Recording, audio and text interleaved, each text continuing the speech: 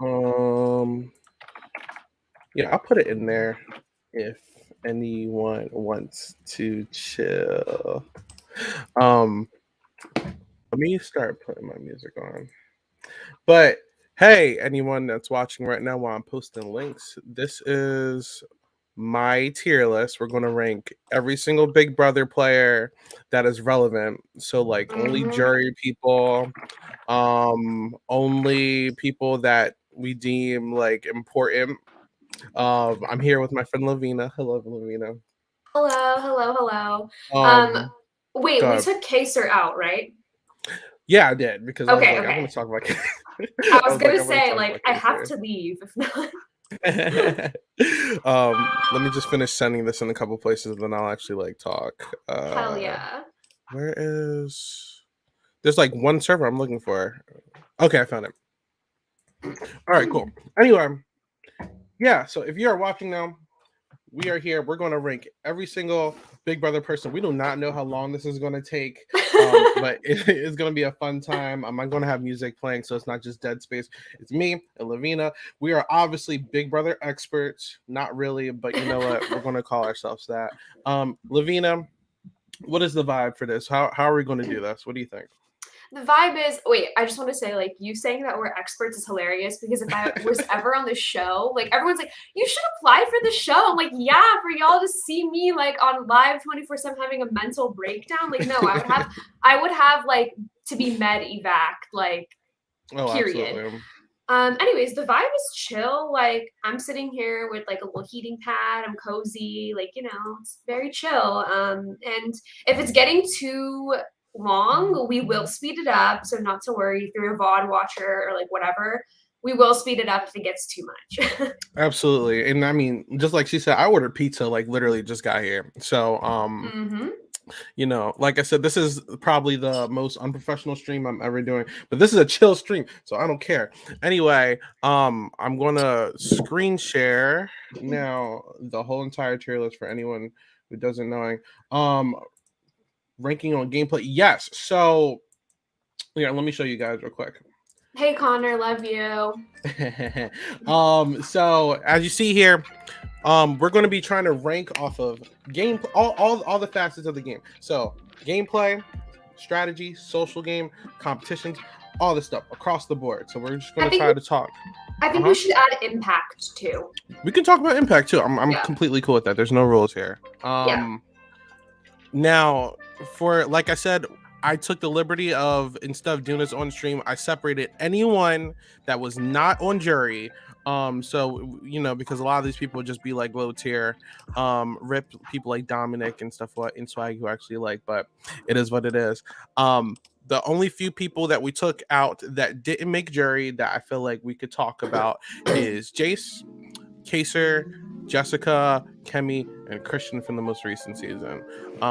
Everyone else, as you can see, is literally right here. We do not know how long this is going to take. We are psychos and mad. Now, some of these people are older players. My knowledge when it comes to like Big Brother 2, Big Brother 3, like super old seasons, it is so foggy. So just in case, I put a don't remember enough to rank. Nice. So music's kind of loud. Oh, I can turn that down. I got you. No, I got you. Ever so slightly. Perfect. How about cool? So without further ado, Olivia, you got any other last words before we start those? No, I think I just want to jump into it. All right. So this is an alphabetical order. So the very first person obviously is one of the most problematic people ever. Oh, hell no. Aaron. See, Aaron was good at competitions, bad at literally everything else. Now that we have impact as a factor, how do you feel, Olivia? The only thing that we got out of Aaron is Julie Chen actually reading her. Like, she really read her when she was like, well, I have receipts. Here's what you said. And she read everything like verbatim. So we also got the meme of what'd she say? She was like, I don't remember saying those things or whatever. So I wouldn't call that impact, but just throw her an F. Yeah, trash. See, if it was just based off of the comps, she'd be a little higher, but like nobody likes Erin. I know she's like a YouTuber and all that stuff, whatever. So next we have Adam from Big Brother 9, the cracked season. He won. Now with time passing by, he's like looked as a little bit better of a player than he was originally. But I also remember while he played, he was just like a mess. Like this dude would basically like fight with a lot of people. He would just say whatever came to his mind. But his end game strategy was, I guess, somewhat competent. With that being said, that cast was horrible. So how do we feel about Adam Levine? I can't say that much because I tried to watch. So we actually did with you. We did a full ranking of the seasons on the stream a while, like last year, and I hadn't seen Big Brother 9. I thought it was the only season I haven't watched for whatever reason. I tried to watch it, and it was kind of entertaining in the beginning. But as soon as Parker got eliminated and that whole thing happened, I stopped. And it was also funny watching him and Sharon. They were like partners or whatever, right? Sheila. Sharon. Yeah. Who's Sharon? Anyways. Just like, yeah. So I don't know. I really don't know. But he won the season. So he's just kind of forgettable to me, also considering I didn't finish the season. So I think you should pick. All right, then with that being said, with all the power, I'm gonna give Adam a C because I didn't say it at the beginning, but we have an A plus, we got a B plus. So I feel like there's room for adjustment. Like that's not too high. It's like around the mid area. If the A plus and B plus weren't there, I'd honestly put him like low C, if not D. But I mean, like I said, like his game was good for the cast he was in. Like if it was another season, I don't know if he does too well. But you know, kudos to him. Now, I mean, I don't really need to talk about Adam from BB13 too much. I don't think he was good. I don't know if you feel differently, but I was not too much of a Adam stan. How do you feel? The only thing that he really gave to me was in the finale when he made it all about him. He was like, how can I make this finale about me? He was like, oh, well, if they had gotten rid of me, I would have won this thing. So that's like the only thing he gave to me, which is great. Like nothing wrong. I can't say anything bad about that, but probably just D. I mean, he made it really far. I mean, what did you think? I would have put him in F. He was so bad. I mean, I think what's throwing me off is that Erin's face is next to F, and I'm like, do I want to put someone next to Erin? Like, I don't know, but yeah. Yes. There you go. There's no rules here. None. Like I'm fine with doing that because like but Adam was so bad. Like I'm so sorry because like what Adam was like. What did he do? He was so bad. He was a follower. He never really knew what happened. I think him and God, what was the chick's name that got robbed out of that season?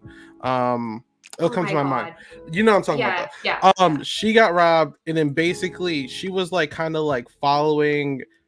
I mean, he was kind of following whatever she was doing, but at the same time, he was a part of the people that like jump ship to the vets and everything. And it was interesting for the time, but it's like, I remember he left that season thinking he would be back on All Stars and stuff. Like he actually thought that he was like doing something. I'm like, Adam Posh, please. So Shelly, that's what I'm thinking about. Shelly, yes. But, she's amazing. Yeah, but I don't know. I feel like with all these people, I will put him in D if it wasn't this many people. But with the body work, maybe he could move up. I don't know. I was not impressed with him. This is who? Which season is this? Oh my God, so old. Let me check. Why do I not know who that is? Wait, what? She played. I recognize her. I just don't remember which season she was on. We're gonna come back to her. I'm gonna put her and don't remember enough to rank for now. We're gonna come back to her. Just okay. I'm trying to get all the easy ones out the way. Alex from Big Brother 19. Alex was competent in competitions. She had a duo with Jason. And honestly, for a little bit, it looked like she could probably be someone that could return in the future. But it's like she was so snowed by Paul, like a lot of people in that season. She was completely blindsided and left thinking that Jason was the one who sent her home. No, that was Jason. But Alex like completely didn't know what happened. She had like this weird obsession with Kevin and all this stuff. Her social game and strategy was not good, but she was good at competitions. And I would say that out of the people outside of Paul, she was at least one of the people who were in contention of winning. But do you have anything redeeming about her? Because I don't. No, I don't, because I didn't like her attitude. Her attitude was piss poor throughout the whole season, just like everybody else on that cast. I didn't love how she treated. I understand that Jessica had her. Like I said, nobody on the season was a great person, except like Dominique or I don't know, like Ramses was fine, I guess. Like I don't know. I'm trying to think of who else. Oh, Kevin. Kevin was perfectly fine. But Alex, I did not like how she like. The rage that I saw in this girl, because I watched feeds like crazy that season. I remember the rage that she had for Jessica and for what? You stole my cat ears, okay, girl? Like it's. Can I curse on here? Yeah, I don't care. It's a fucking cat ears. Like, relax, dude. So yeah, I don't know. I think. See, like it's hard, you know. I guess C. I put her in D. Okay. See, I mean, she was good at comms, but like, what was her path to the end? Think about it. There really wasn't, because she like you said, she was snowed by Paul, like everybody else. She was so bad. Like, I don't know. Yeah. But I was shocked that that Christmas got invited over her, personally. Same, but maybe she said no. Yeah. And I mean, while we're here, possibly exceptional Jessica, while we're here talking about Jessica, Jessica, I feel like had the tools to be a competent player, but was so fixated on Cody. Well, let me turn that down a little bit. But she was so fixated on Cody to the point where she wasn't thinking for the best of her game. And then when he was gone for a little bit, she started, I guess, getting her head back into the game, but then when he came back in, she completely cut herself off again, and then she just didn't care at that point. Now, in Amazing Race, it kind of showed me that like they could do the thing, but this is Big Brother, so I'm not going to talk about that. Jessica, to me, honestly, is either low C or around the same area as Alex, because unfortunately, she threw her game away for a showman's. Which, I mean, to be fair, she has a husband out of it now, but still. Yeah, no, she did. And I think that, like you said, her head was in the game, and then he came back in, and right in that second, I remember he won the comeback. She jumped in his arms, and she said, or something like he said, "Tell me what to do," or whatever. He was like, "Just tell me how to play. Tell me what's going on, and I'll listen." Like, I'm listening to you. Didn't really feel that way as time went on, but because they got rid of Ramses, and they could have easily gotten rid of Josh, and Josh ended up winning the season. So yeah, I don't really know. But yeah, I mean, she's like honestly a least problematic Aaron, if you think about it. Yeah, I'm gonna just put her over. I mean, I would put her bottom C or yeah, right there. That feels nice. She might go up actually. We'll see. Let me see the rest of these people. Christian. How do you feel about Christian? I think that, I feel like the ones that are the most recent and then the older ones, my brain just like stops. I swear to God.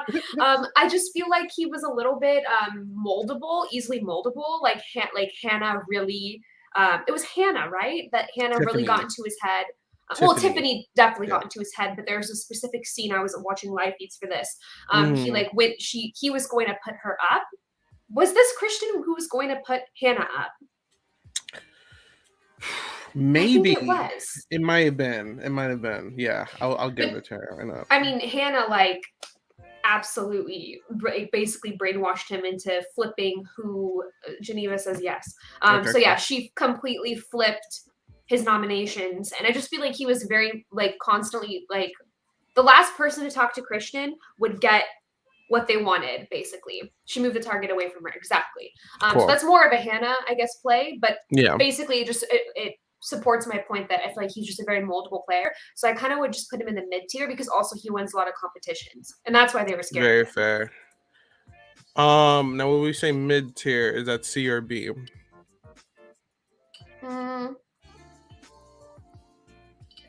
B. Okay. I agree with that. I think he had potential.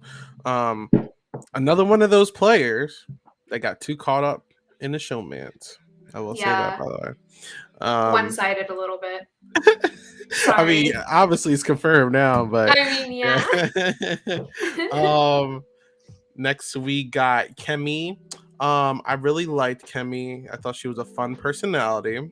I think Kemi, if she was on a less racist cast, would have been in a better spot on another season. I think she does, like, you put her in the most recent season, she does very well. Yeah. I think if you put her in a lot of other places, she does very well. Her downside was that her social game was kind of lacking. She was unwilling to speak to certain people if she didn't like them.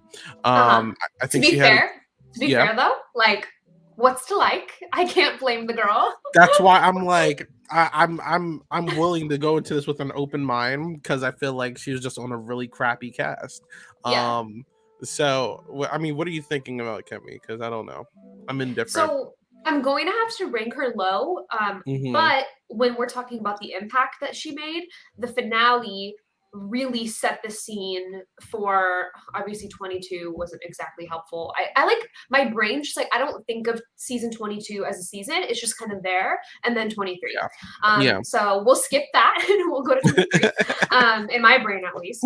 And I feel like it really set the tone, like her OB, and like obviously David had a lot of good things to say at the finale as well. I think it really set the scene for what we see now. And obviously there was more going into it where we could see like the cookout emerge and all of that, but I think that they really set the scene, and for that I think she was like the trailblazer of that. So I think that she shouldn't be, I don't think she should be F for that. I think that she should at least go D. I'm fine with that. Yeah. And honestly, I'll put her over Alex, because Alex was agree, collectively erase BB22. Absolutely. Lavina and I are ops, but I have to come support her. Funny. Next is Kaysar. So Kaysar, let me not be biased. Let me not be biased here. I mean, you got 3 bodies of work to look at. He's never made jury, so that doesn't help. No. He has been blindsided multiple times. But I think his social game, he's a natural leader. Here's the positives. Natural leader. I think that he has a good mind. He has a good idea of what strategy is, but he doesn't know how to implement it well. But I do think his social game is good enough where people love talking to him.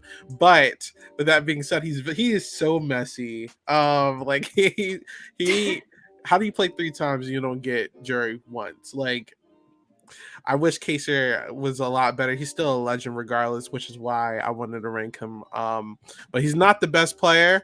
With that being said, I will put him next to Adam in C, because I think he's competent enough, and impact-wise, which is one of our factors, he has been brought back. You don't get asked back 3 times.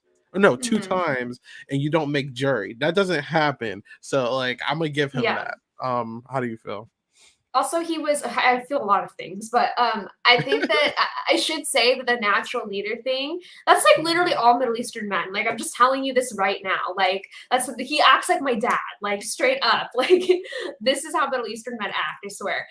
But he just can't help himself. Like, I remember at my first podcast I did for RJP, it was on him.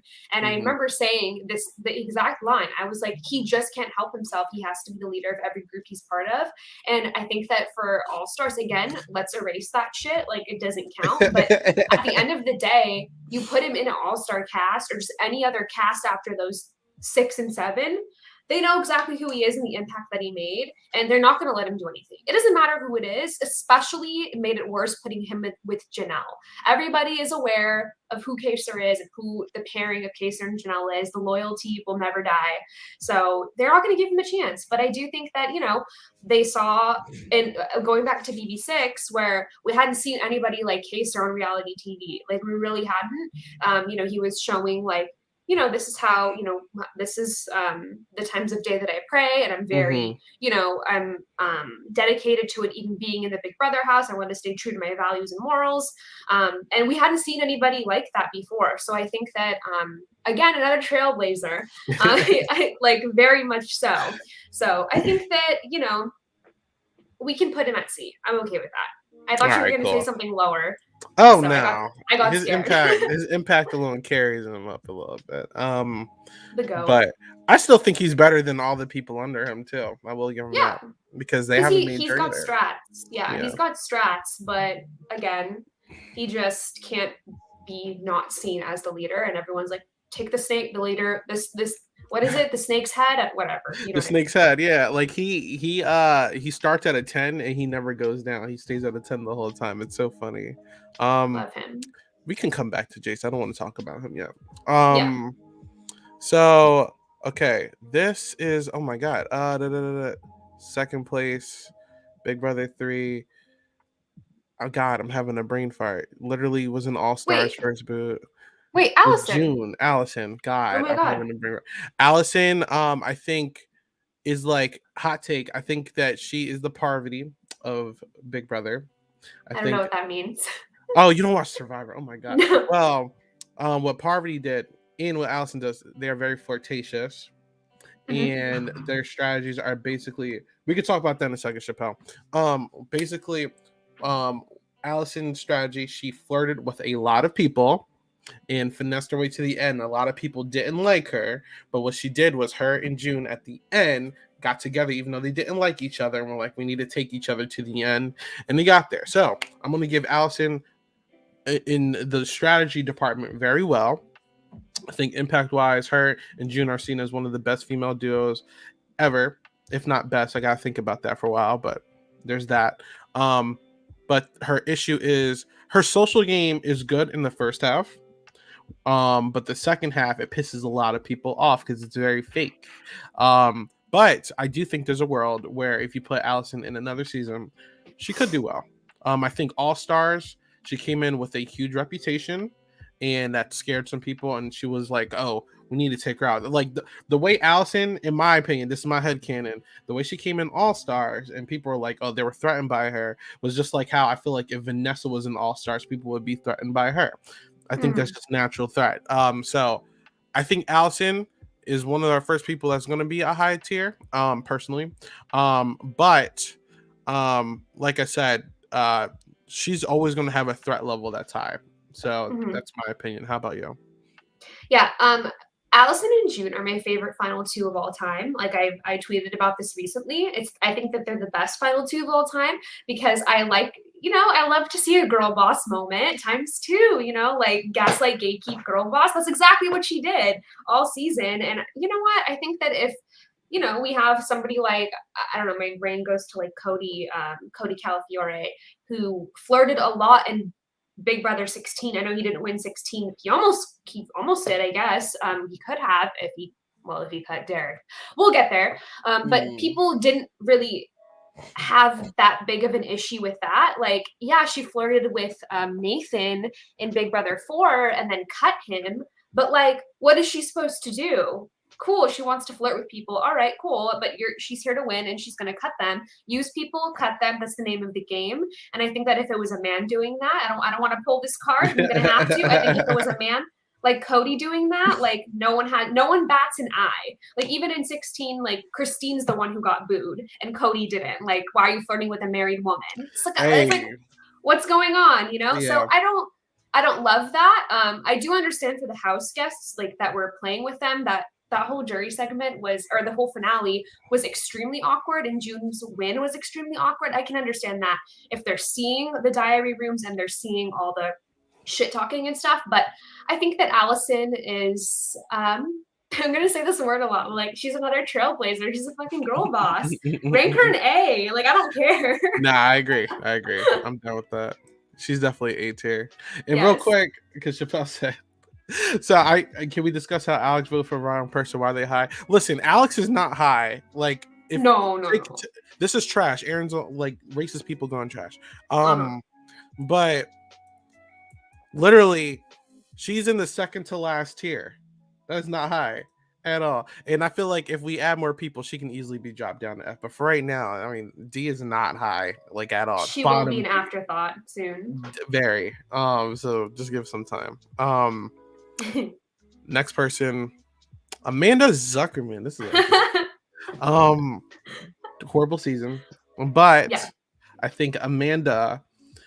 We'll revisit the comments in a second, but I think Amanda's first half was so dominant.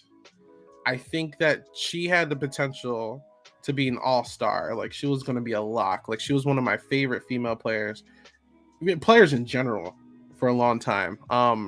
Like, she ruled by like an iron fist. Everyone was scared to say this girl's name. She was so savage. She basically got the moving company. Like, she finessed McCray to the point where McCray spilled the beans about the moving company. She basically broke the MVP twist and played production and used Alyssa as a voting catalyst. She had Helen on who was also a good player on her feet. She honestly, I think Andy was very threatened by her, which is why she got blindsided. I'll say blindsided crazy, by the way, to the point where they thought it was Alyssa. But I think Amanda had the tools to be such a dominant all-star. But the issue is the racist comment was ugly. Like, she really, I think she went crazy. If you think about it with power, I've seen this a lot where she almost like I'm not gonna say Devin Shepard, but it's like, all right, you start off, you're competent, you stay in the house for so long, you're always on top, and then the farther she got in, she just started like I guess she got so used to telling people what to do that she was so like aggressive with it. Like, it was like I remember she was like yelling at like Alyssa while she was HOH. She's like, "Oh, you're going home next week." And then the Candice thing, like, she had a weird fixation on Candice. I was like, sick, Amanda, because I really liked Amanda for a while. And I did think she was a good player. So I don't know. I don't know what I want to do with her. What do you want to do? I think that, again, for the first half of the season, it's like you're watching an all-time female great player be born, and then you see the slow mental decline to the point where even like McCray was like it felt like he was just depressed in the house, and a lot of it stemmed from her. I feel like he started to feel a little bit better when she was evicted. Like, I'm not putting that all on her, and like, obviously the house is crazy. I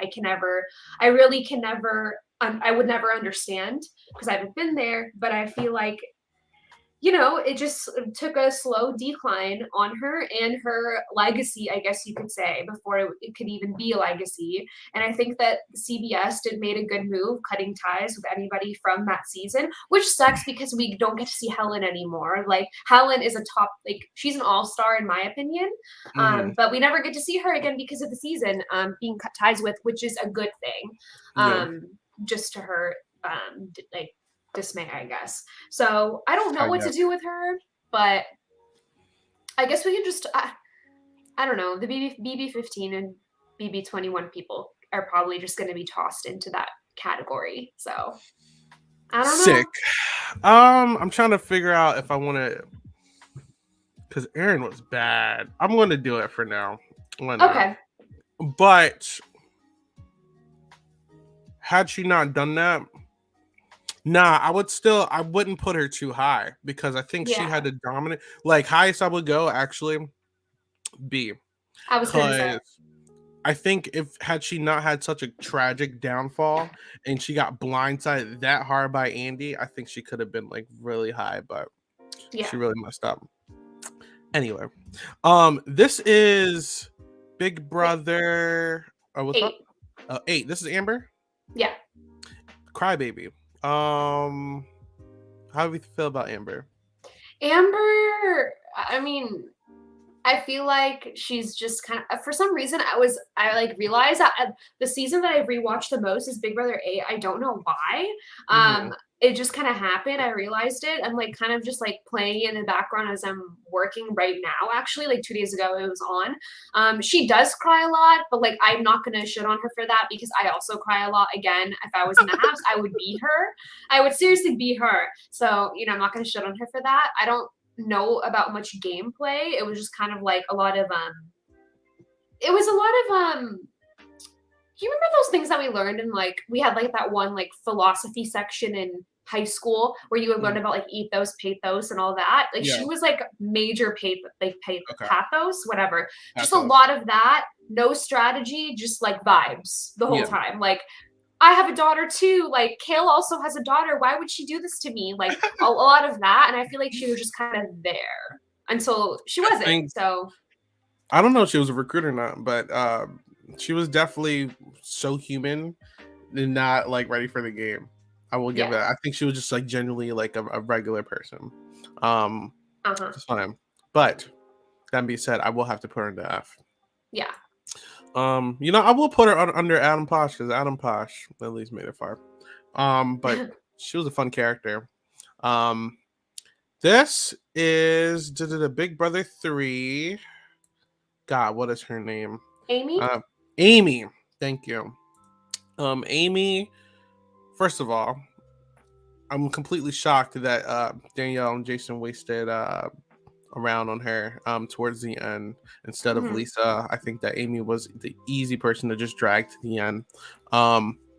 Amy, she got eliminated twice in the same season because she returned, I think. Yeah, she did return.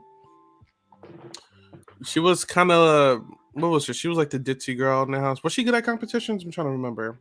I don't remember, honestly. Big Brother 3 is the one that so long though. Yeah. What do we want to do for Amy? I'm like, for me, it's don't remember enough to rank, unfortunately. Don't remember enough to rank because Amy had a presence on that season. I'm going to come back to her. So I don't know if I'm coming back to her. I will come back to Amy because I do remember Amy. I just want to fact check something in a few minutes because I want to see how many competitions she won. I forget if she was good at comps or not. If anyone in the comments remembers, please inform me. We got a lot of people to get through though. Annalise. F. Yeah. Just skip her. Not a person. Sorry. Andy. So the thing with Andy is that I really think I feel like people are going to shit on me for this. Like, I feel like this is not a popular opinion. I think he's an amazing winner. I think he's an amazing player, and I think that obviously his season, and he also partaked and was a bystander in a lot of stuff. So I don't appreciate that. But I do think that when it comes to, I think that he earned his win. The way that he answered the jury questions were incredible. And it's not just because he was sitting next to a person who was basically pooping out of their mouth. I don't think that's the only reason, but it did make it look even better. But anyways, I think that he's A for me because, well, actually, what's the rankings up there? Yeah, A+ and F. A+.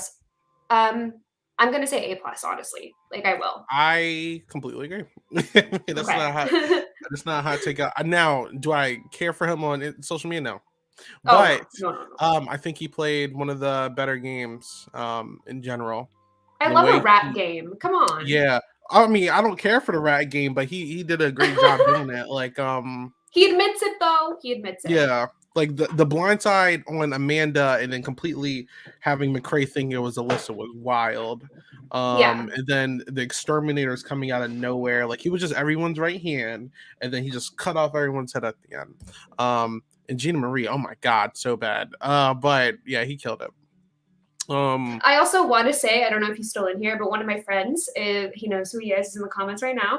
I used to play games. We're not going to talk about it, but I used to play games in 2020. We don't discuss it. But he reminds me of Andy. Rat, you know who you are. Colin. I'm dead, Colin. I love you. Next is Ice Queen Angela. Help. How do we feel about her? Shut up, Geneva. I don't love the personality. Not a huge fan. A little cringe. Yeah. Not gonna lie. A lot of just a lot of like when I think of Angela, the one thing I think of actually is not Tyler. It's the moment when, well, actually Tyler is involved when they do the whole "we're one step ahead" thing. It's like y'all thought you ate that and you did not.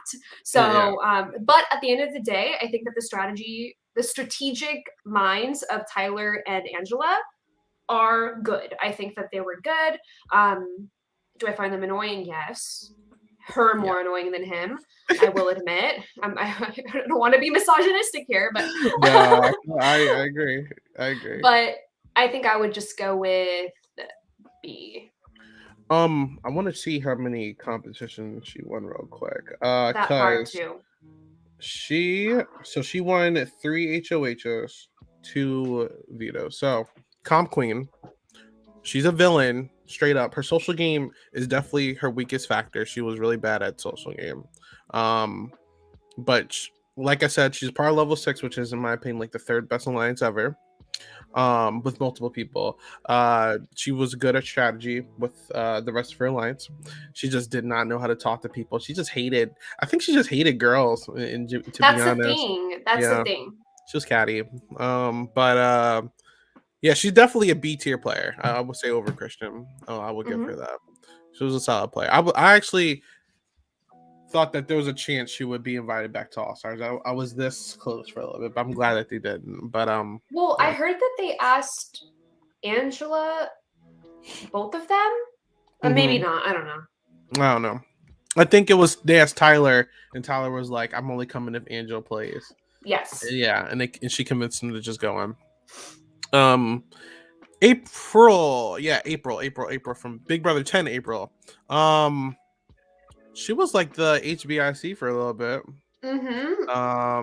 That season, like, I'm afraid I'm gonna rank everybody like A. Like, I'm afraid. Like, April? they just no, and I know she's not A. It's just because like that season just holds a place in my heart, man. Like, come on. I can't think of a more perfect reality TV season or competitive reality TV season.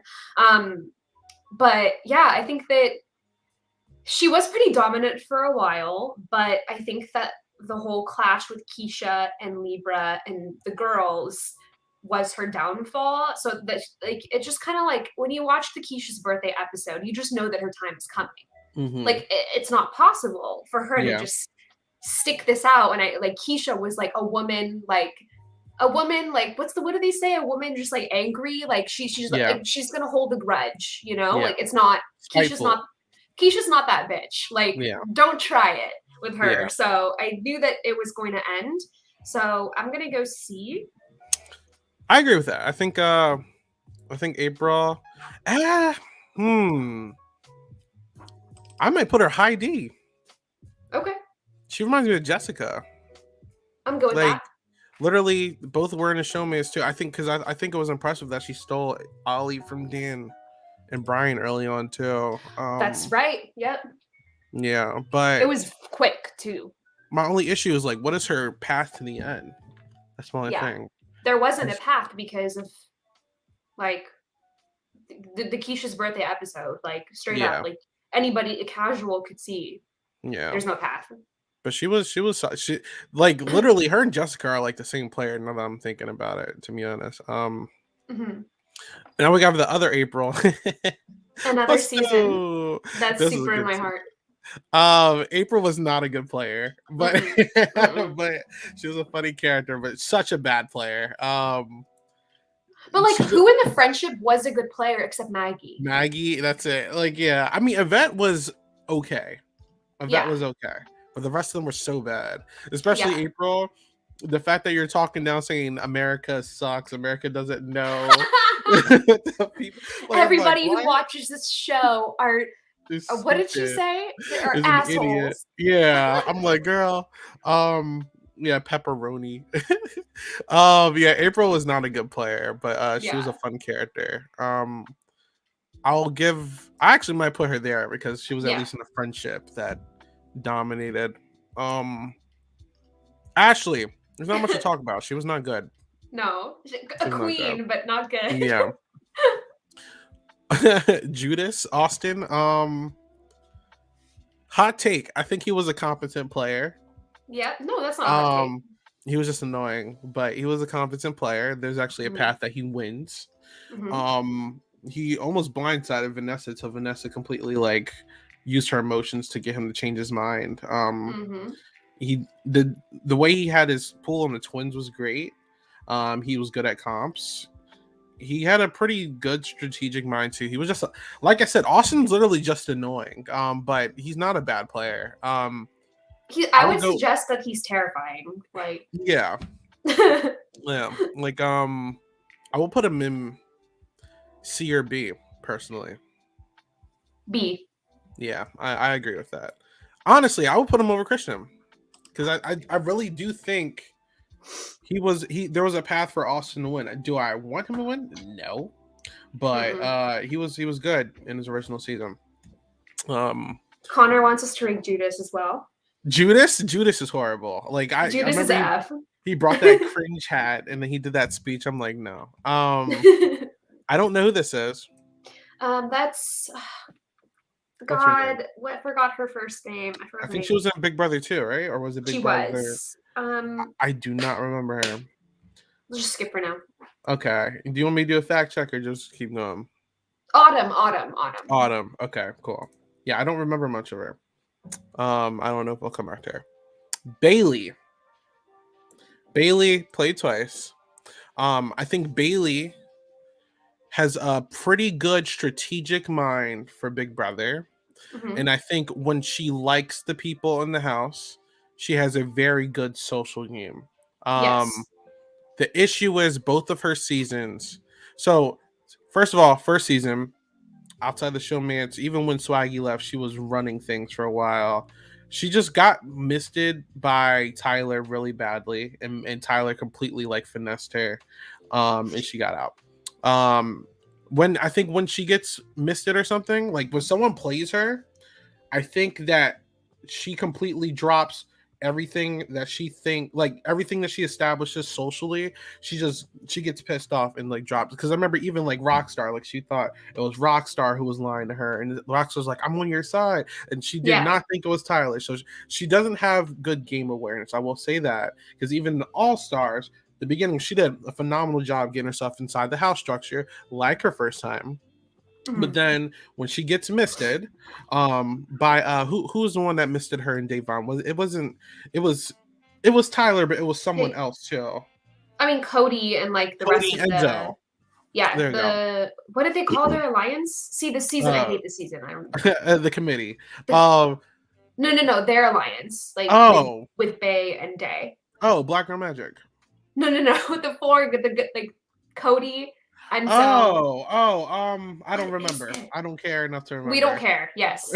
But she's good at strategy and social and like she's actually, I think Bayleigh has the tools to be a phenomenal, the Slick Six, thank you, Shanks, has the tools to be a phenomenal player.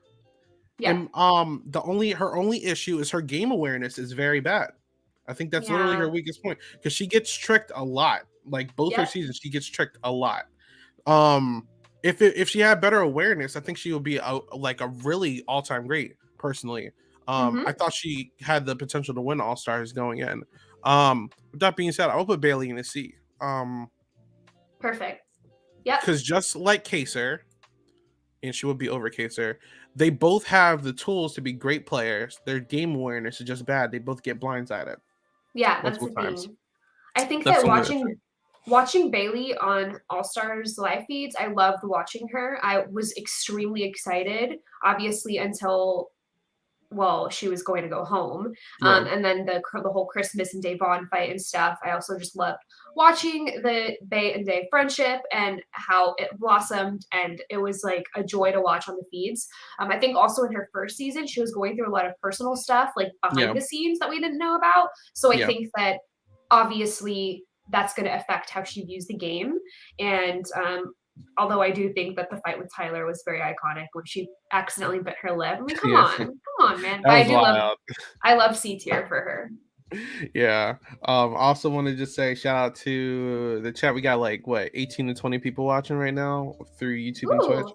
My friend Shinx, he's actually one of the Big Brother Wiki people, so he can fact check. Oh hell yeah! Awesome. I reference that all the time. To continue on, Beau was not that good.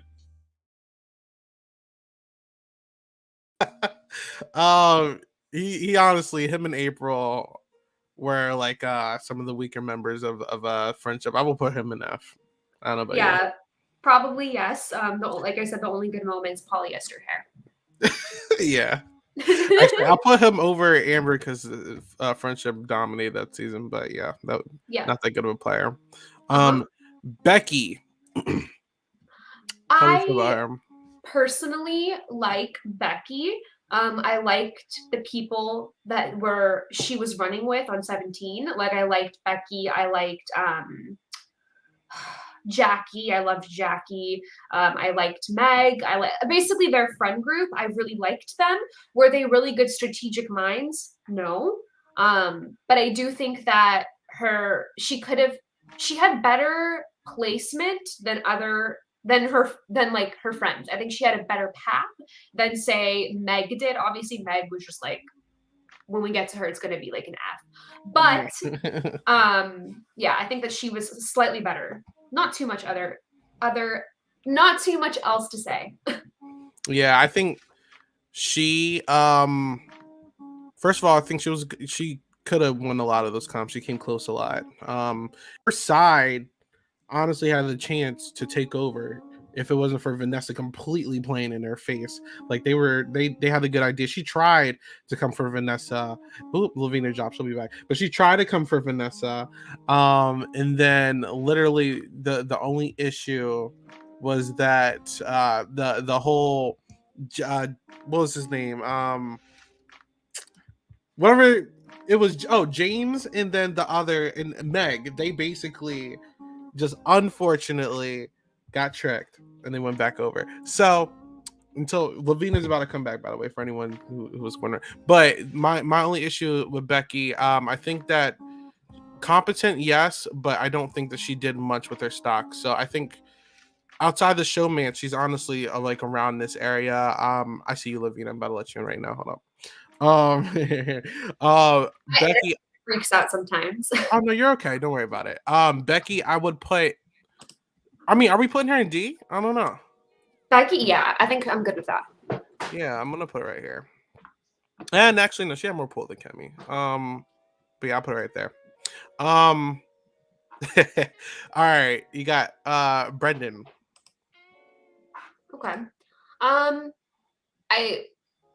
I think he just died on the sword twice. Like that's really what happened. Yeah. Wait, right? So I mean, yeah, pretty much. Yeah, that's just the showman's. That's like Rachel's the stronger side of the stronger half of the showman's. So I mean, the first half, I think he was the stronger side of the showman's because he lasted longer. But the brigade, everyone was targeting him. He had no allies whatsoever. He has no adjustment. That's his issue. He is there for Rachel, and no one else. Like that's his issue. He doesn't. Social game is horrible. Everyone thinks this guy's an idiot. Competitions, that's his one upside. He's good at comps, but his strategy is also very bad. Like he's not the best player. He's honestly just a character, if I'm being honest with you. Yeah. Brendon, I have a hard time not putting him in like top F. I think because of impact brings him to D. He could be D. Yeah. Like yeah, like I can't even put him over Alex, can I? If Rachel's not there, he's a random like Mike from BB-8, like a non-factor, like a hunky guy, like hunky white guy that they cast, like just another one. Just bring him and Rachel back because they're a cringe couple and it's funny to watch. That's all. Yeah. I came in late. Why is Christian rank B tier? You know what? Honestly, the more people we put on this board, I'm actually going to agree with that. Yeah. I'm going to drop him. Yeah. Right here, I might actually put him in D. I'm not even going to lie. For now, I'm going to put him there. But I think that's good. Thank you, Shirley. These are in order, by the way. Oh, yeah. You said what? These are in order, like the way that they're placed. The longer we go through this, I'm gonna be dropping people like every single round. I can see him dropping to D easily. Just give it a little bit. But Brett. Okay, first of all, this guy's a douchebag, but he actually is not a bad player. I don't know how he wasn't an all-stars. I'm going to be honest. I think that the people that they were going to bring back from 20, if not Tyler, were Haley and Brett. And I don't know because he was like besties with a lot of those Big Brother 21 people, specifically. Oh wait, let me look at this real quick. Christian and Bayleigh are probably about the same Big Brother skill level, likable or relatively good at comms. Christian might be a tab. I can agree with that. Actually, I would actually, but my only issue with that is that I don't know if Christian has pool. Like he's never really because if it wasn't for the cookout, I think Tiffany was ready to blindside for him. So I will give you that. I agree with that. But Brett, so he is social game is not good. Other than like outside his alliance, I think he got Haley. That was a good thing for him. Good at competitions. I think great strategist. Him and Tyler, honestly, they did a lot of good work. He was like the guy that everyone hated in the house. He was like the shield for that alliance. His issue was that he put a lot of trust in Tyler in that group. He wanted to go to the end with Tyler. That's the first issue. The second issue is that you got blindsided by your entire alliance and didn't see it coming. And he just didn't adjust when he needed to adjust. I think he put a lot of stock in level 6 when level 6 did not put a lot of stock in him. So how do we feel about him? Yeah, I think they just kind of used, like Angela and Tyler just kind of used him until they didn't need him, or they saw him as a threat to win, like because it was getting down to the wire, obviously. So it became, who do you want to sit next to in the final 2? Definitely not him, because there is a chance that he could get the votes. I feel like he could have had good answers for in a final 2 chair. I think he could have answered them pretty well. And as far as impact goes, like he was pretty entertaining. I love the grandma segment when he lost the veto competition. He had a punishment, so that was fun. But as far as overall, I'll go. God, I don't know. High D, low C. What, for Brett? Yeah, I think C. Yeah, I think he's at least a C tier. Yeah, I'll put him over Kaysar. Yeah. I'll put him over Bayleigh the same season. I will put him over Christian. Yeah. Yeah, I would do that. Yeah, you know what? Yeah, I'm a for now. Like honestly, these 3, Brett, Christian, and Bayleigh, it can go anyway. I'm if anyone in the comments has like suggestions of how that should go, let me know. He was not 2 steps ahead. So Bridgette. Yeah, I think that she had a really weird relationship with Frank. It was really weird. Like, I remember kind of rooting for her because I liked her. She started her season with the girls, with Bronte and what was it? It was like Powerpuff Girls or some shit like that. Like they had it was Bronte. Who else? Natalie, okay. And it was like some Spy kind Girls. of Spy Girls, which is such a good alliance name. Now it's over. Like if I were to ever join, I would find a bad bitch. I would be the Spy Girls, but now it's over. No, I'm kidding. I would never do the show. Anyways, so yeah, I think that she could have.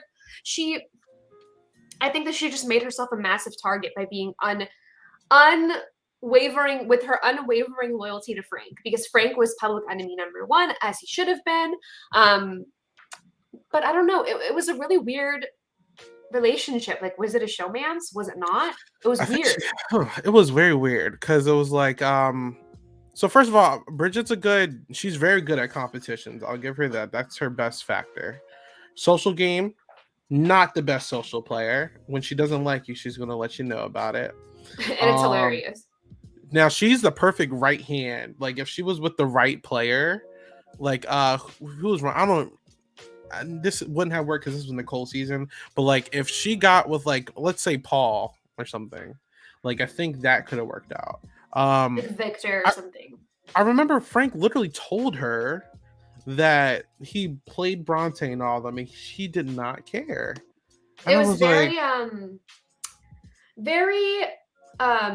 not so outwardly, and I understand that we're dealing with a Nicole season here, so yeah.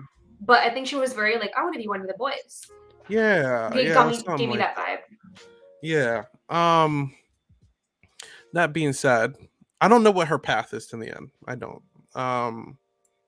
She reminds me of Alex, though. Yeah, like honestly, looking at this, these are all people competent in competition, minus maybe Kemi. All good at competitions. Mm-hmm. No adjustability. Shoot. Yeah, I'll put it right there, to be honest with you. I don't know what Bridget's path is to the end. But like she's honestly just really good at comps and she doesn't really have anything else outside of that. But I liked her. Legend, Britney. First time, I think she has, first of all, phenomenal social game. I think such a great mind for strategy. I think the first time she just didn't see the brigade being something like Lane really snowed her. But then her second time, I think really proved, like I think she came in as a character her second season, but she really proved why she should be able to stand with like a lot of these big players. I think have not Dan come out with like the craziest best move in Big Brother history, there's a good chance Britney could win Big Brother 14. Yeah, 14. And Dan knew that. Like he knew that. Yeah. Like he was so threatened by her. Like she had the house at her, like it was like in her palm, like literally. I don't know how she had Shane, and because of Shane you had Danielle, you had Ian. Frank can't do anything against you. Like she controlled the house and Dan knew it, and like literally it took the best move in Big Brother history to get Britney out. So I will say that impact, since that's a factor, I mean one of the best diary room personalities ever. Where are we putting Britney? I don't know. I think that also, I feel like when we talk about amazing alliances in Big Brother history, we've got the Cookout, we've got Level 6, we've got, you know, a bunch of classic ones like the Brigade and stuff. I don't think that we talk about the Quack Pack enough. I know that they have their flaws, and like Dan's a psycho person in the best way possible, and Ian, you know, but I do think that the Quack Pack are up there and they deserve a little bit more, at least not respect, because they do get respect based off who the members are, but I do think that they should be a little bit more part of the conversation. But as far as placement, I'm stuck between A and B+, but I don't know if it's because I'm like, let's put something in B+. I'm with you. I think B+ only because I think both times she gets played. That's the only issue. Yeah. Because I love her though. Once the Brigade, I mean, she had a good idea with the Brigade. I mean, no one knew that was happening. So I'll give her the pass. But the second time, once she gets caught in Dan's trap, there's like no getting out. Like she was just pissed at that point, and like she couldn't do much. I might raise her up if we put more people on, but for now, B+ seems appropriate. Okay. Bunky. How do you feel about Bunky? I like Bunky. I like Bunky as a person. I think that was he the first gay house guest? Was that Bunky? I have to look back. I would. Big Brother 2? Am I being problematic? I didn't watch Big Brother 1, so you might be right. Hold on. Bunky. Check it. BB2. I mean, honestly, technically, I'm gonna just say yes, because Big Brother 1 is retcon. Notice there's no Big Brother 1 people in this entire thing, other than George. So, yeah. Yeah, I mean, again, the gameplay is spotty for me, but also the gameplay is weird because of the format. The format's completely different. I know that like 2 and 3 were also, 3 is technically also different, but I do think that 2 is the most out there because there wasn't a veto. But I do think that, again, his impact is great because he's one of the first LGBT house guests. So I don't know. I don't really know. It's hard for me to rank. I'm gonna be honest. I'm gonna give you all the power because I don't remember much about Bunky other than his personality. I remember him being very emotional, but he was the character of that season. He almost got brought back for All Stars. Now that I think about it, yeah, you have the power. Let's go bottom C, and then we can potentially move him around. Cool. All right. You got Beast Mode Cowboy. Take Survivor out the picture, just Big Brother. So, Caleb was a comp beast, even when he didn't need to be. Probably one of the least aware players ever when it comes to adjustability, when it comes to strategy. Strategy's horrible. Bomb Squad, horrible idea. Outside Devin, he was the other person co-signing that group. He went the whole season actually to the final 5 or 4, thinking that the Bomb Squad was still a thing when it was really the detonators. So he's not smart. He's not the brightest bulb in the box. I don't think he wins in any scenario because Frankie was the person who he was going to bring. Frankie beats him. He was never taking Victoria. Cody beats him. Derek beats him. So no chance of him winning this season. He's a great competition player, but I think since he's so unaware socially, because the obsession with Amber was strange, but also his misconception of strategy.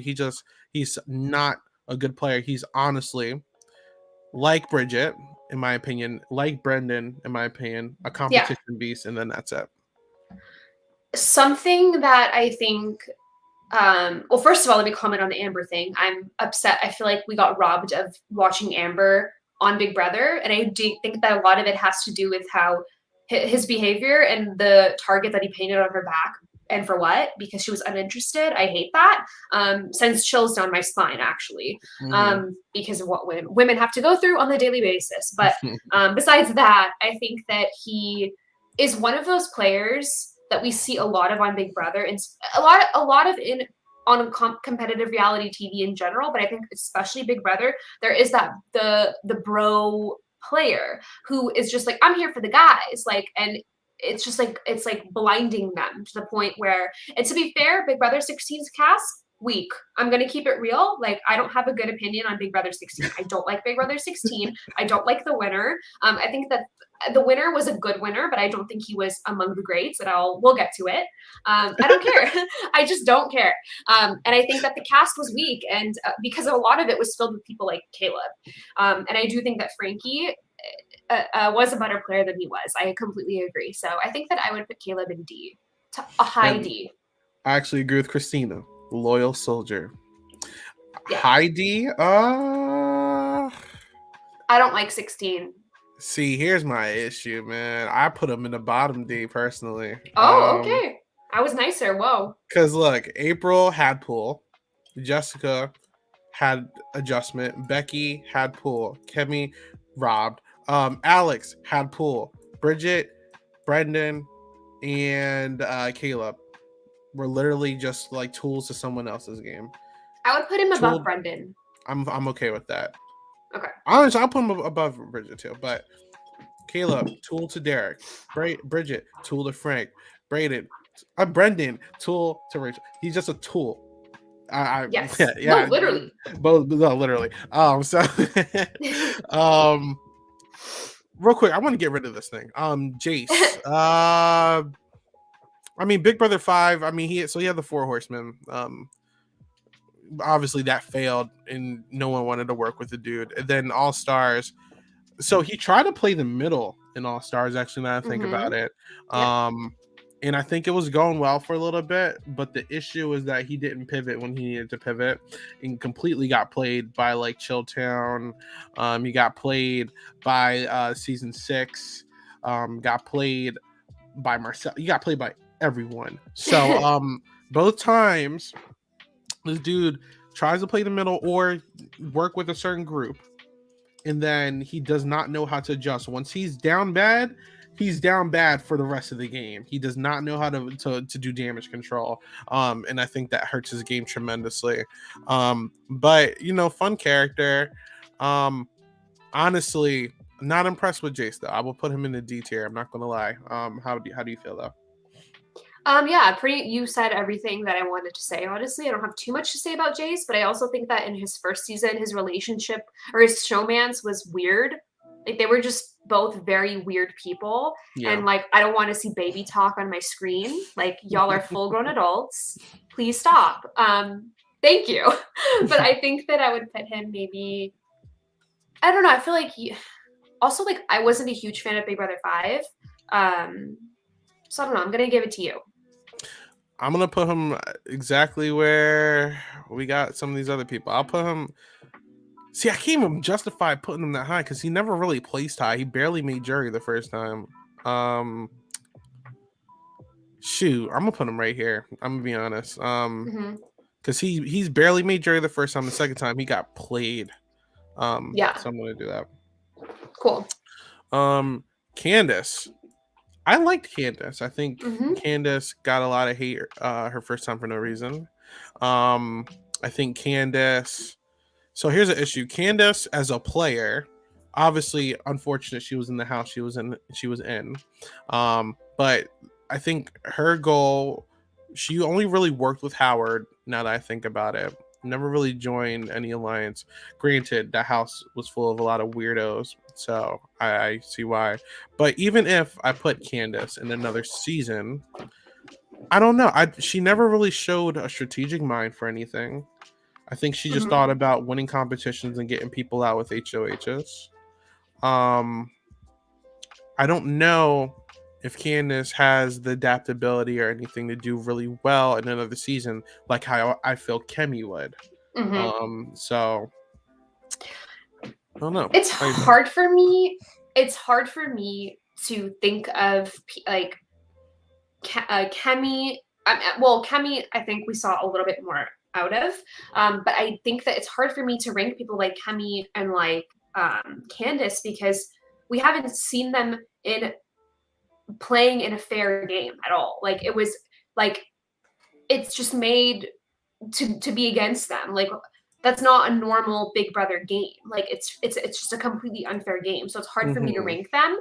But I do think that I agree with you. Like Kemi I think Kemi would do a little bit better than Candice. I think that Candice had pretty decent relationships, like you said, with Howard, and I think she was good with like Helen and Alyssa. I think so, right? Yeah. And I think, I think that was pretty much it. But I don't know. It's hard for me to rank her, but I think I would just put her in D, but below. I'm okay with that. But lower. I will put her. Because also, if I put Candice in a bunch, she could do solid. I will put her right. I'll put her over Alex because I think she has a better social game and a better personality than Alex. Alex can win stuff, but I don't really see many like pathways for Alex where I think Candice could with the right cast. So I'll give her that. I think I would switch her and Caleb, honestly. Who, Alex and Caleb? No, Candice and Caleb. So, like, put her right here and this right here? Yeah, I think so. I'm open to that, too. Oh, shoot. Like, honestly, Caleb to Jace is interchangeable to me, so I don't mind. The D tier is getting a little, it's getting toasty. If it gets even fuller, I'm gonna I'll have to make a C plus and then move stuff around if it gets crowded. Got so many people. That just shows you how many bad players. Like we didn't rank a lot of these people, but all these people for the most part are being F. That's why that's why we're still getting through it, and like we haven't even done half of the people. So we're in the C's, by the way. So this is Chelsea, Big Brother 9. Hot take, they're not that many good players. That's a correct take. I agree with you, Chappelle. I agree. So Chelsea, I think not a good player. She had her showmance with Jason. Crazy James. Yeah. She was very spicy. Like she would argue with people a lot, actually. She did not like a lot of people. She had some redeeming qualities. It seemed like a good handful of the cast liked her, but she disliked a good handful of the cast. And when she didn't like someone or she thought she was down bad, I remember she destroyed all the Easter eggs. I remember she got in arguments with that girl Amanda. I remember she just started yelling at a lot of people. So I don't know what, like, I don't think she's a good player. I would put her in F personally. But she was a fun character, I guess. Put her in F. I think that one comment I'm going to make about BB9 is that another reason I stopped watching the season, and I never completed it, was because of the ugliness that was involved. Like, the fighting was just, like, ugly. Like, it wasn't necessarily, actually, I don't fucking know. Maybe there was. I was going to say it's not necessarily, like racist or homophobic. I hope it wasn't. I don't know. But, like, ugly. Like, there was that fight with, I forgot who was involved. Maybe Amanda's father had passed away. That's one of the things I'm thinking about. Yeah. And that fight involving that, I'm not going to repeat it because it's just a traumatizing topic. I think that was the ugliest fight one of the ugliest fights I've ever seen on the show, and I didn't want to continue to watch. So yeah, that's one thing I'll say about BB9. All right. I do not know who this is. Who is this? I don't even know. Skip for now. Skip. Well, I don't think we'll come out there. I don't know who that is. Chima. Chima. I love Chima. She is an icon. I don't care. Chima. How do you feel about Chima? She has to go into the F tier. She has to, but like, impact, baby, impact. Her impact alone makes her top F, and I don't think anyone's gonna take that from her. Chima was so fun. I just need I love it how, like, the coup d'etat come out and she was like, "Oh, me and production need to have a little chat," or like they wanted use her that all the time, or like literally her throwing her mic in the pool, or like her yelling at like Russell. Like, I love Chima. Chima was a great character. And you just hear in the background, like, I think her name was Natalie. Natalie and Kevin are just like, Chima, no, it's just so good. Oh yes, Connor said her speech week one. Oh my god, yeah. I will not be, if you vote for a racist and a misogynist, you will go home, or whatever she said. She is just great, iconic. We need more of her. Yes, we do. I'm gonna turn on my light one moment. Oh no, take your time. While she's doing that, we're gonna talk about Christie. Christie from Big Brother 21. Surprisingly, even though she is very annoying, not one of my favorite people to watch, and not one of my favorite characters, I was actually kind of shocked that Christie wasn't invited back for All Stars. I thought that Christie was good at competitions. I think she was pretty competent with gameplay. She was in The Grateful. She honestly got very lucky that she came in the game with Tommy. I will give her that. And she was with the crappy alliance, but regardless that I hate that alliance or not, even if they barely trusted each other, they stuck together because they figured out how to break Big Brother, and they figured that sticking together, even if it's with people you don't like, guarantees you jury. And you can't hate the player, you can hate the game, which I do. So I think Christie, crappy, I don't care much for her, but she's a pretty competent player to the point where I might put her in B with Austin. I'm not gonna lie. Yeah, I was gonna say that. Don't love the season, don't love the personalities of almost anyone on the cast. I think, but I will say I was excited to see, like, what is Christie gonna do next? Like, that girl is a firecracker. Like, she was entertaining to watch, even though she's not my favorite character and she's not my favorite player, but she was for that season and what we were given, she was my favorite to watch because she she was going after Jackson. Like, she was like, when day 44 happened, I was like, what's Christie gonna do?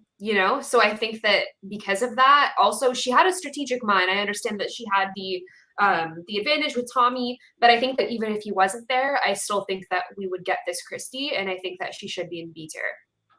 All right. Christine, what do you feel about her? I think she's giving one of the boys, but I think that she she had a good strategy going in. I think that she was covered with her alliance. But I think that she was in over her head to think that they would choose. Like, basically, she was bottom of the totem pole in her alliance. So I don't know how I would rank her because of that. But I also do think that at a personal level, I didn't like her personality all that much. But I also kind of don't think she deserved to be booed the way that she was, like the worst ever, even worse than Aaron. Did she sell Nicole out? I don't remember. I believe she did. But like, I mean, still, regardless, that's not why I was. That's not why I was asking that. I don't think she should have been booed.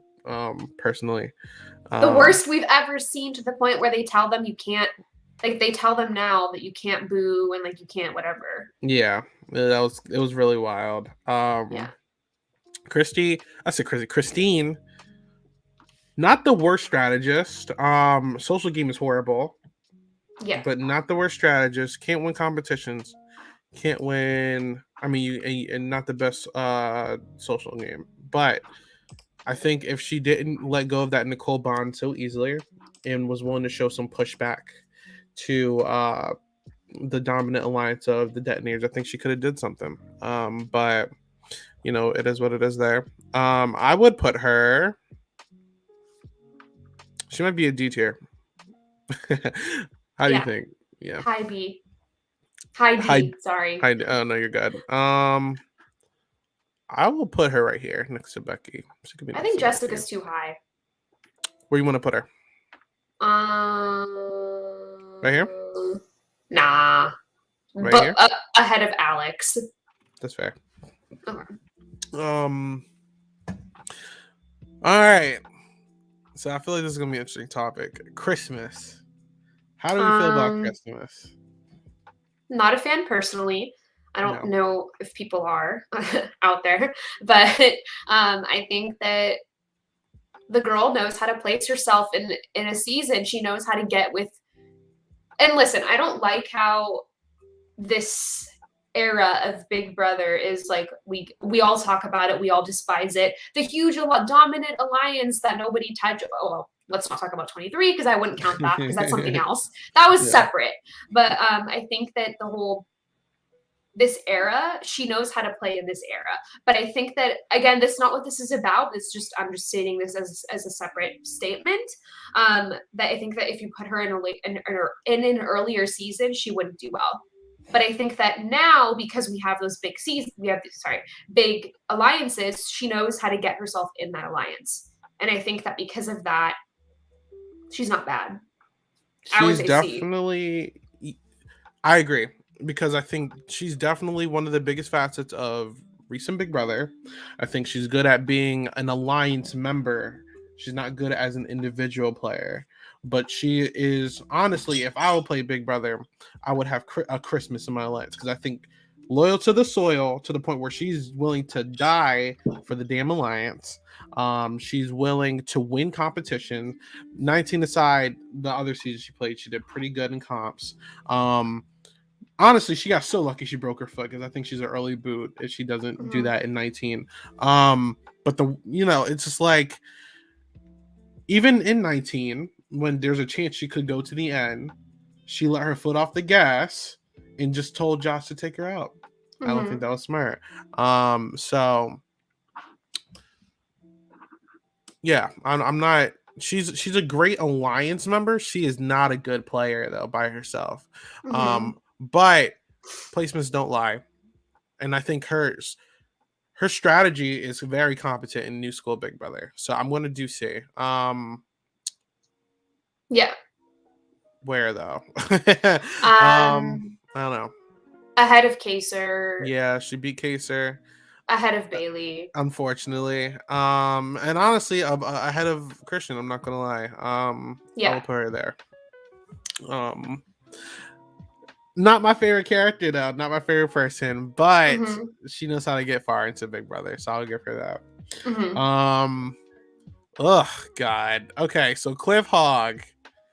I have some opinions on this man. So he got eliminated, came back in, had an opportunity to make some noise. Now, depending on who you ask, he could have either tried to flush Christie's advantage, or he could have kept it with her as he did. I'm not going to fault him for doing what he did. He got to the Final Four. Mm-hmm. Boom, cool.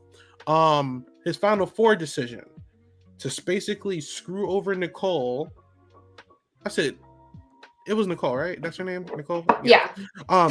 Sorry, we're talking about so many seasons. He screwed over Nicole, and basically, got her to make a move that was not as good for her game for the alliance, because he fell into greed, and he really felt like Jackson Mickey would take him to the end. And I'm like, why? And even some of his strategies in the season where this guy was intentionally pissing on floors and toilet seats and blaming it on David because he knew everyone didn't like David. I thought that some of his tactics of feeding into the big bully lines because he wanted to fit in. I don't think that him doing his Cliff Note segments out loud, which he basically leaked his whole plan and Christie heard it outside the door. There's a lot of errors with this player. Could he have won? Absolutely. But I think he has a very big misconception of strategy. Obviously, he can win a competition. Obviously, he has a okay social game. But his strategy is so bad, and I think he really fell into greed and basically screwed him and Nicole over. That's how I felt. But how do you feel about Cliff? I think we were looking at him and Nicole with rose-colored glasses because we really wanted them to win over Jackson and by default Holly. And I think just we were rooting for Cliff and Nicole throughout the whole end game. And I would argue Nicole for the whole game, pretty much, obviously.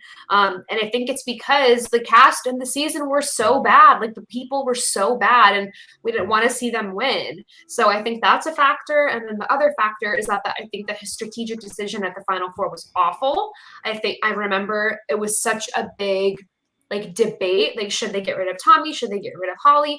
There's no debate in my opinion. They made the completely wrong decision, and because of that they both as in Nicole and Cliff lost the game because of that, and basically handed him the win. So yeah, I think that they completely fumbled it, and he should go into D. Yeah. That's a no-brainer. And I mean, this guy got voted out 2 times one season. Honestly, I've never seen a player who had the potential to potentially win. He could have been, in my opinion, one of the first players to lose and come back in and win. I thought he had the chance because I think he beats Nicole in the end, but he got so threatened by her. I don't know. I'll put him over. I will put him right here because I think he has a path like some of these people. I don't see a path for a lot of these people. So I'll put Cliff there, but man, I've never seen someone fumble the bag so much. Yeah. Yeah. Okay. So, okay. I'm gonna let you talk first. How do you feel about Cody? Not good. Okay. Am I gonna sit here and be like, Derek and Cody are horrible winners, horrible players? No, I'm not gonna say that. I just think that both of the seasons that they won were so it was as if it was predetermined. Okay, these people are going to fall to your feet and this is what's going to happen and you're going to win. The most obvious wins, the most boring wins, the most they both did nothing for me. And obviously the season that Cody won, there was some pre-gaming involved. We can argue about it all we want, but it's very clear to me. I think the only exhilarating thing that he did all season and the season that he won was cut Nicole. And I don't know. I feel like he still would have won anyway. I mean, did he make this huge move? I don't know. But I don't think that he's an S-tier player the way that so many people won't shut up about. And I also don't think Derek is an S-tier player either. And I don't care. I'll give him an A, but not an S. So I'll give him. I'll weigh the pros and cons. So, Cody, in my opinion, I mean, all stars. Okay, perfect game. Didn't get any votes. Never went on the block. I respect it. Swept in the votes. All that. Perfect game. I respect it. So in that case, I'm obviously not going to go lower than A. That being said, we can break it down. His first time, he played a very phenomenal game. Now, I think without the help of Derek, this guy was ready to blow up a lot of things a lot of times. He's a very emotional player, and I don't think people like talking about that. Cody is a very emotional player. And with that being said, he was willing to call people out. He was ready to call Caleb out at one point. He was ready to call Devin out at one point. This guy's ready to call people out. And that's not the best thing. I think Derek honestly was the anchor who stopped this guy. He's obviously very good at competitions. He obviously has a phenomenal, and this is his best portion, a phenomenal social game. His strategy, not the best, but he's good at baseline. So I will give him that. All stars, he had a perfect game because you were allowed to pregame. And I sit on that. You're allowed to pregame with people. That's just how it is with that. Just like if Will won All Stars, he basically forced Boogie into the season. So it's like that's going to hurt your legacy for a little bit. So you're able to do that. Fine, whatever. First season though, this guy potentially, I mean, if he wins 16 and does this perfect game in All Stars, he could have been the first 2-time winner. But this guy, basically, he did what Kylan did. I'm not going to say Kylan. He did what Will in Survivor did. I know you don't know who Will is. He did what Will in Survivor did. Okay. Well, he took the obvious winner because he wanted to honor friendship and loyalty. Yeah. And he got very lucky that he got invited to All Stars too. Because I always thought Cody was an All Star, but with time passing by, I didn't think he was going to get an invite. I was shocked when he got an invite. He got lucky. So it's like the fact that you handed Derek a win, and then you came back and then you decide to put on the Jets. I'm like, it's a little weird. It's gonna hurt him. I cannot put Cody in the S tier. I know he's a perfect game. I know the stats, but baseline, if you put him in a bunch of seasons, he's always going to do well. So like I said, I'm not going to put him under A, but I feel like Andy was a better player than him. Yeah, I was just going to say, like, I wouldn't put him at an A because I feel like it's just unfair if we do that, honestly, because he did play the perfect game regardless of pre-gaming, and then he did make second place in 16, blah, blah, blah, how he got there anyways. But I do think that when I see Andy there, it just bothers me because Andy busted his ass every week, day in, day out. There was a segment in finale where everyone was saying, I love Andy. He's got basically everybody thought that Andy was their number one ally. And I don't think everybody thought that about Cody. And it's just, the big alliance BS that we see. Like, I'm not going to personally S tier that, and I'm probably not going to for anybody moving forward. So, yeah. I respect the game he played, but I think I don't know. I'm just, I want to say I also hated when Derek and Cody went on their podcast during 23 and were like, Tiffany's one of us. I'm sorry? What? Like, we'll get there, but look, we're going to get to Derek very soon because he's actually coming up. But I think Derek was looked at so great because we haven't had a good winner. Hayden was cool, but we haven't had a great winning game in years. Mm-hmm. And I think when Derek finally won, for us modern people, I know that was my first time outside Dan watching Derek win, was that experience. Oh wait, my generation finally got this winner. I got to experience it. Cool. But then as time goes by, you're like, that cast was not competent. So it's like watching Cody basically copy and paste his game with a little bit of Derek. It was good. I'm not calling him a bad player. He's good. He's literally one rank under S. So I mean, I don't think anyone can complain about that. Yeah. But it's it's just that it's just something there. You got help with the outside game in All Stars, and then you basically handed your entire game. Imagine if he didn't that first time was his last time. You would have been known as the guy, and it was known for years, the guy who handed a free win up to Derek for friendship. Like, no, not. I'm sorry, that's not me. I would not do that. Cody is someone you know is an all-star, but didn't expect him back in reality. I never saw him on it. I agree. He was like, the more seasons passed by, I'm like, Cody's not going to get called back. I was shocked he got called back in general. I'm sure Derek was like, call Cody, and that's how he got his call. Anyway. Yeah, and Dan said, call Memphis. Exactly. With that being said, Cody the Marine. Help. Not a good. I don't want to listen. I'm not saying like I'm like in a rush or anything, but like I don't want to spend time on people that don't really deserve it. So I'm gonna give it an F. Like personally, it's an F. I agree. Where are we putting him in? Mid. He is so bad. Yeah, sure. Keep moving.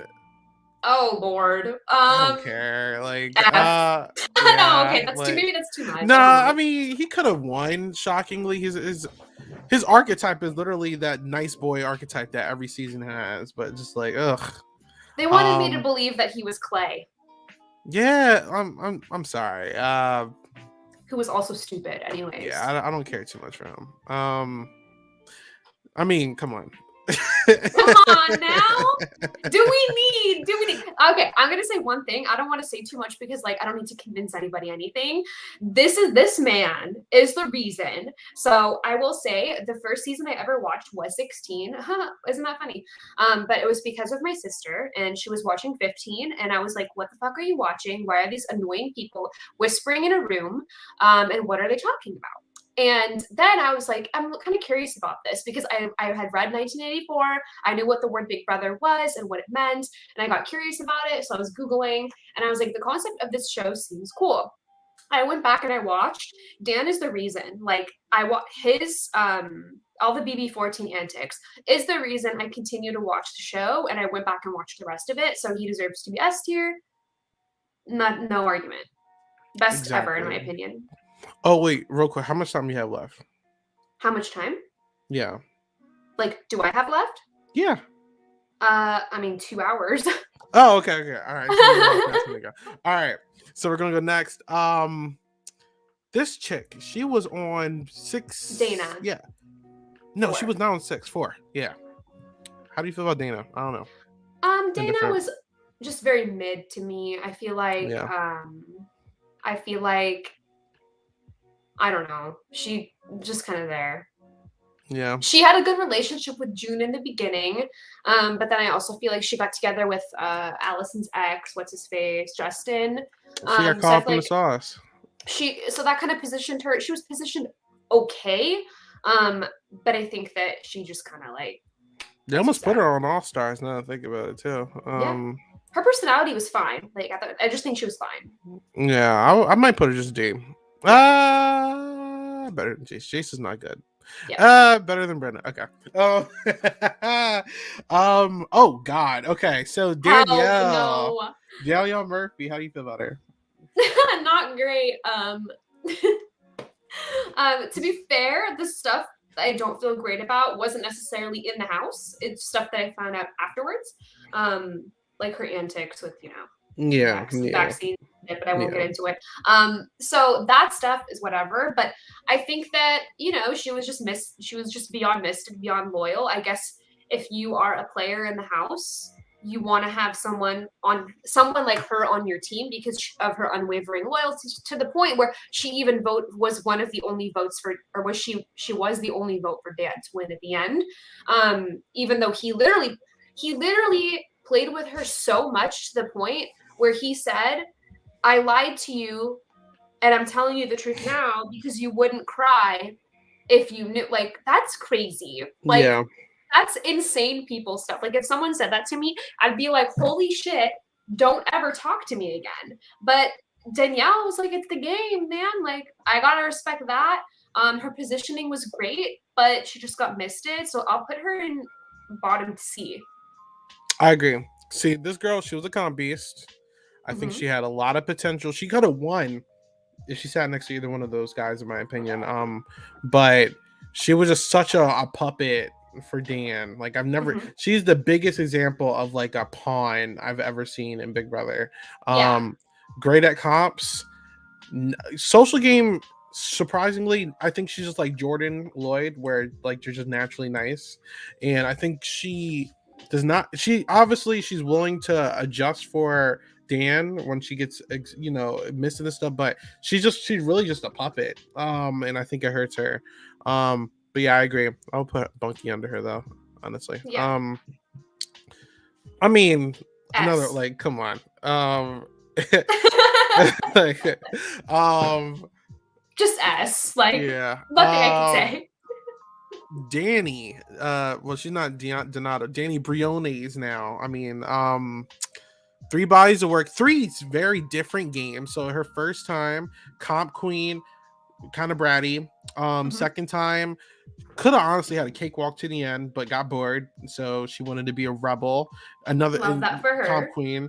And then the third time, not a comp queen, but she was in the dominant alliance, but she had a misconception of what her placement was. Yeah. And I think that's her lowest point. She doesn't know how to lower her threat level enough to the point where people respect her or even like her. I think she's very naturally catty. I think she gossips a little too much in the house that puts people off. She just has a very big I don't give a fuck attitude, which for the fans we love it, but is not the best in the game sense. But how do you feel about Danny? I loved her the most in 13. I enjoyed her the most because she made the season more compelling, because obviously, like you said, it looked like it was going to be a cakewalk for the vets. Her dad departed, but her dad set the foundation of the vet alliance and did a lot of the early work to make that happen. But I do think that,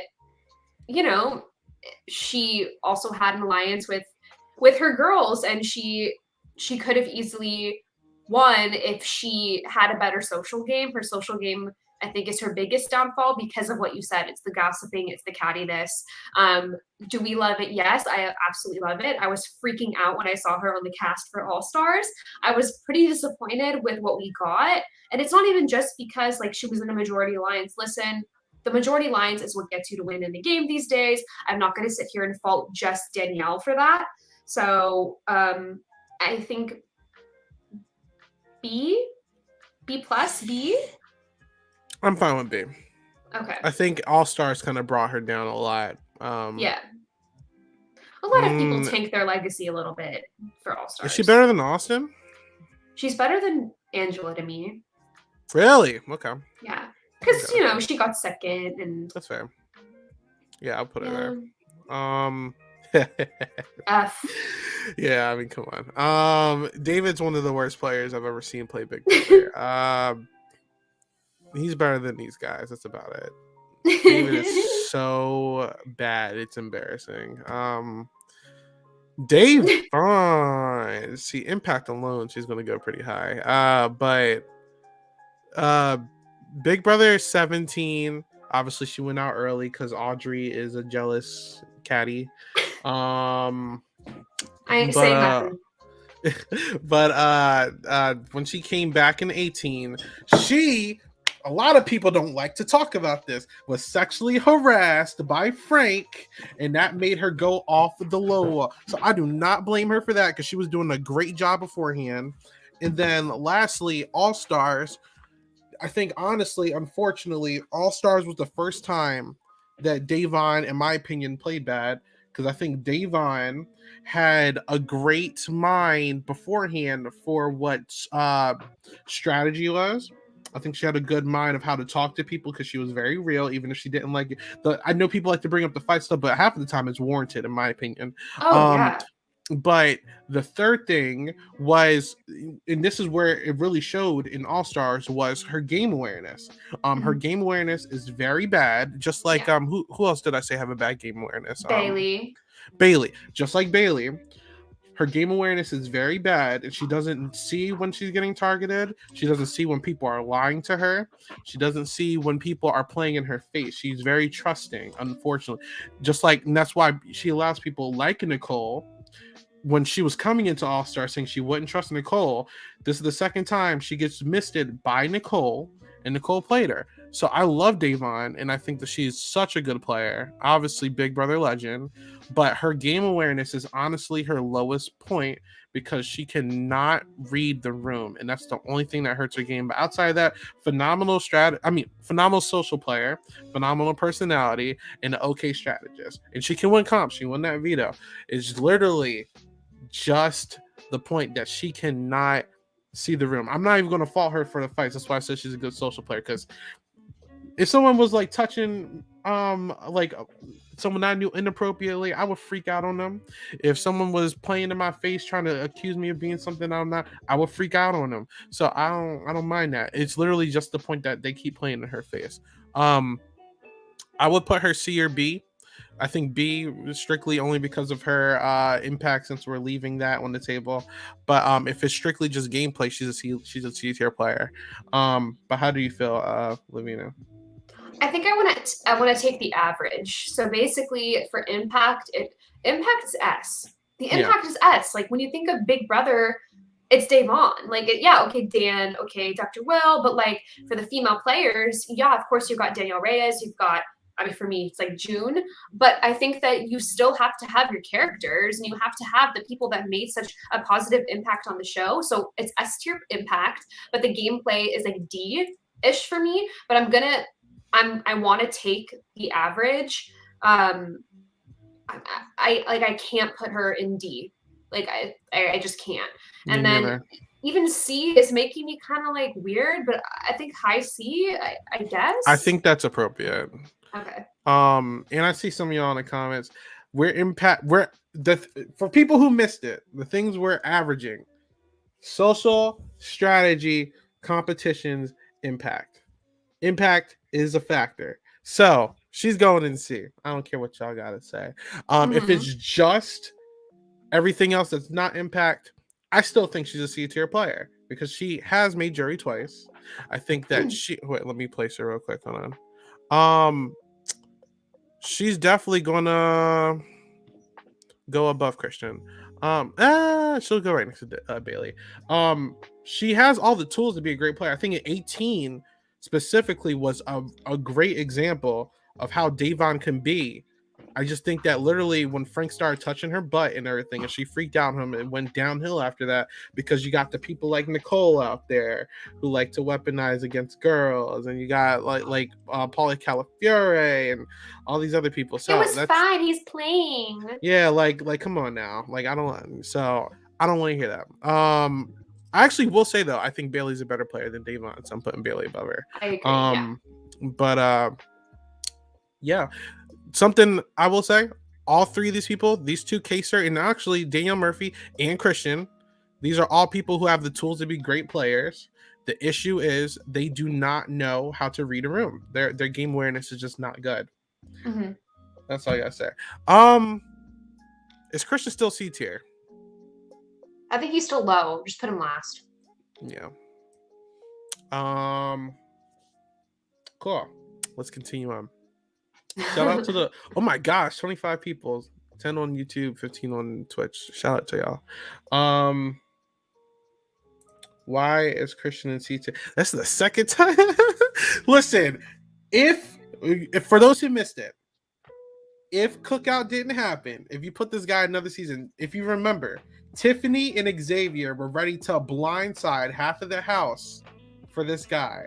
But then literally I think he had a good social game. He had a good social game, and he's good at competition. He's honestly one of the better competitors. He's a solid player. He's not terrible. Like I'll give him that.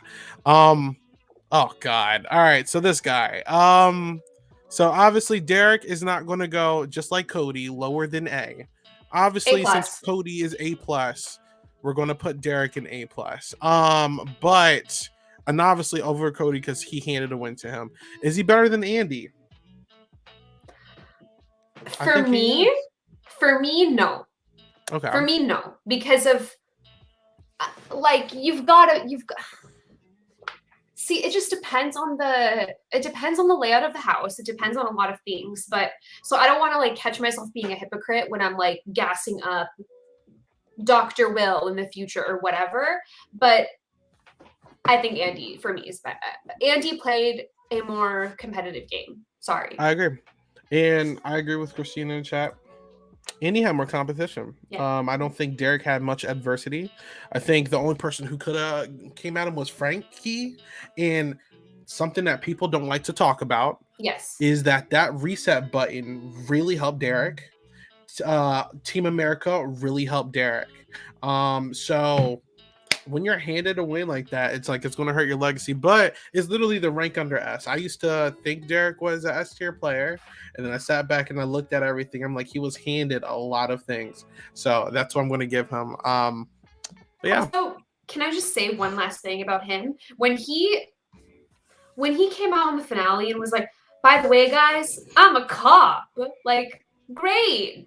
Did he? What did he think that was? Like, congratulations, Derek. Like, no one cares. Move on. I mean, one more thing people don't think about: Zach, if it wasn't for Zach blowing up his own game, he had Nicole and Victoria completely flipped against Derek actually, and they were ready to go against him. And then Zach Grant, being the guy he is, decided to open his mouth when he didn't need to and basically blew up his whole game. And Derek actually left that conversation looking bad when he was pressing Zach. It's just that Zach is such a fool sometimes. Yeah. It got him in trouble. But yeah, there's a reason why he was afraid to come back for All Stars. I don't care what anyone says. But BB16 ruined Water Big Brother. Oh yeah. I'll say it. Quote is this me. Diane? Yeah. Good player. Yeah. All Stars, she didn't really get the chance to shine. Season 5 honestly got destroyed in All Stars. But Diane in her first season, she was a force to be reckoned with strategically. Honestly, it sucks that Drew played her in her face because I thought Diane was really good. I would put her in B+. Me too. Cool. I also do love, like I said, I don't have a lot to say about Big Brother 5. It's not one of my favorites personally, but I do think that she is a badass female player, and that also the Mr. and Mrs. Smith alliance that between her and Jace that was kind of there for All Stars. I love the idea of that. I wish it did better, but I loved the idea of that. It was a great idea. Absolutely. Oh, I have a lot to say. Go ahead. And I'll say something. I love Big Brother 8. I just said I rewatched Big Brother 8 the most for whatever reason.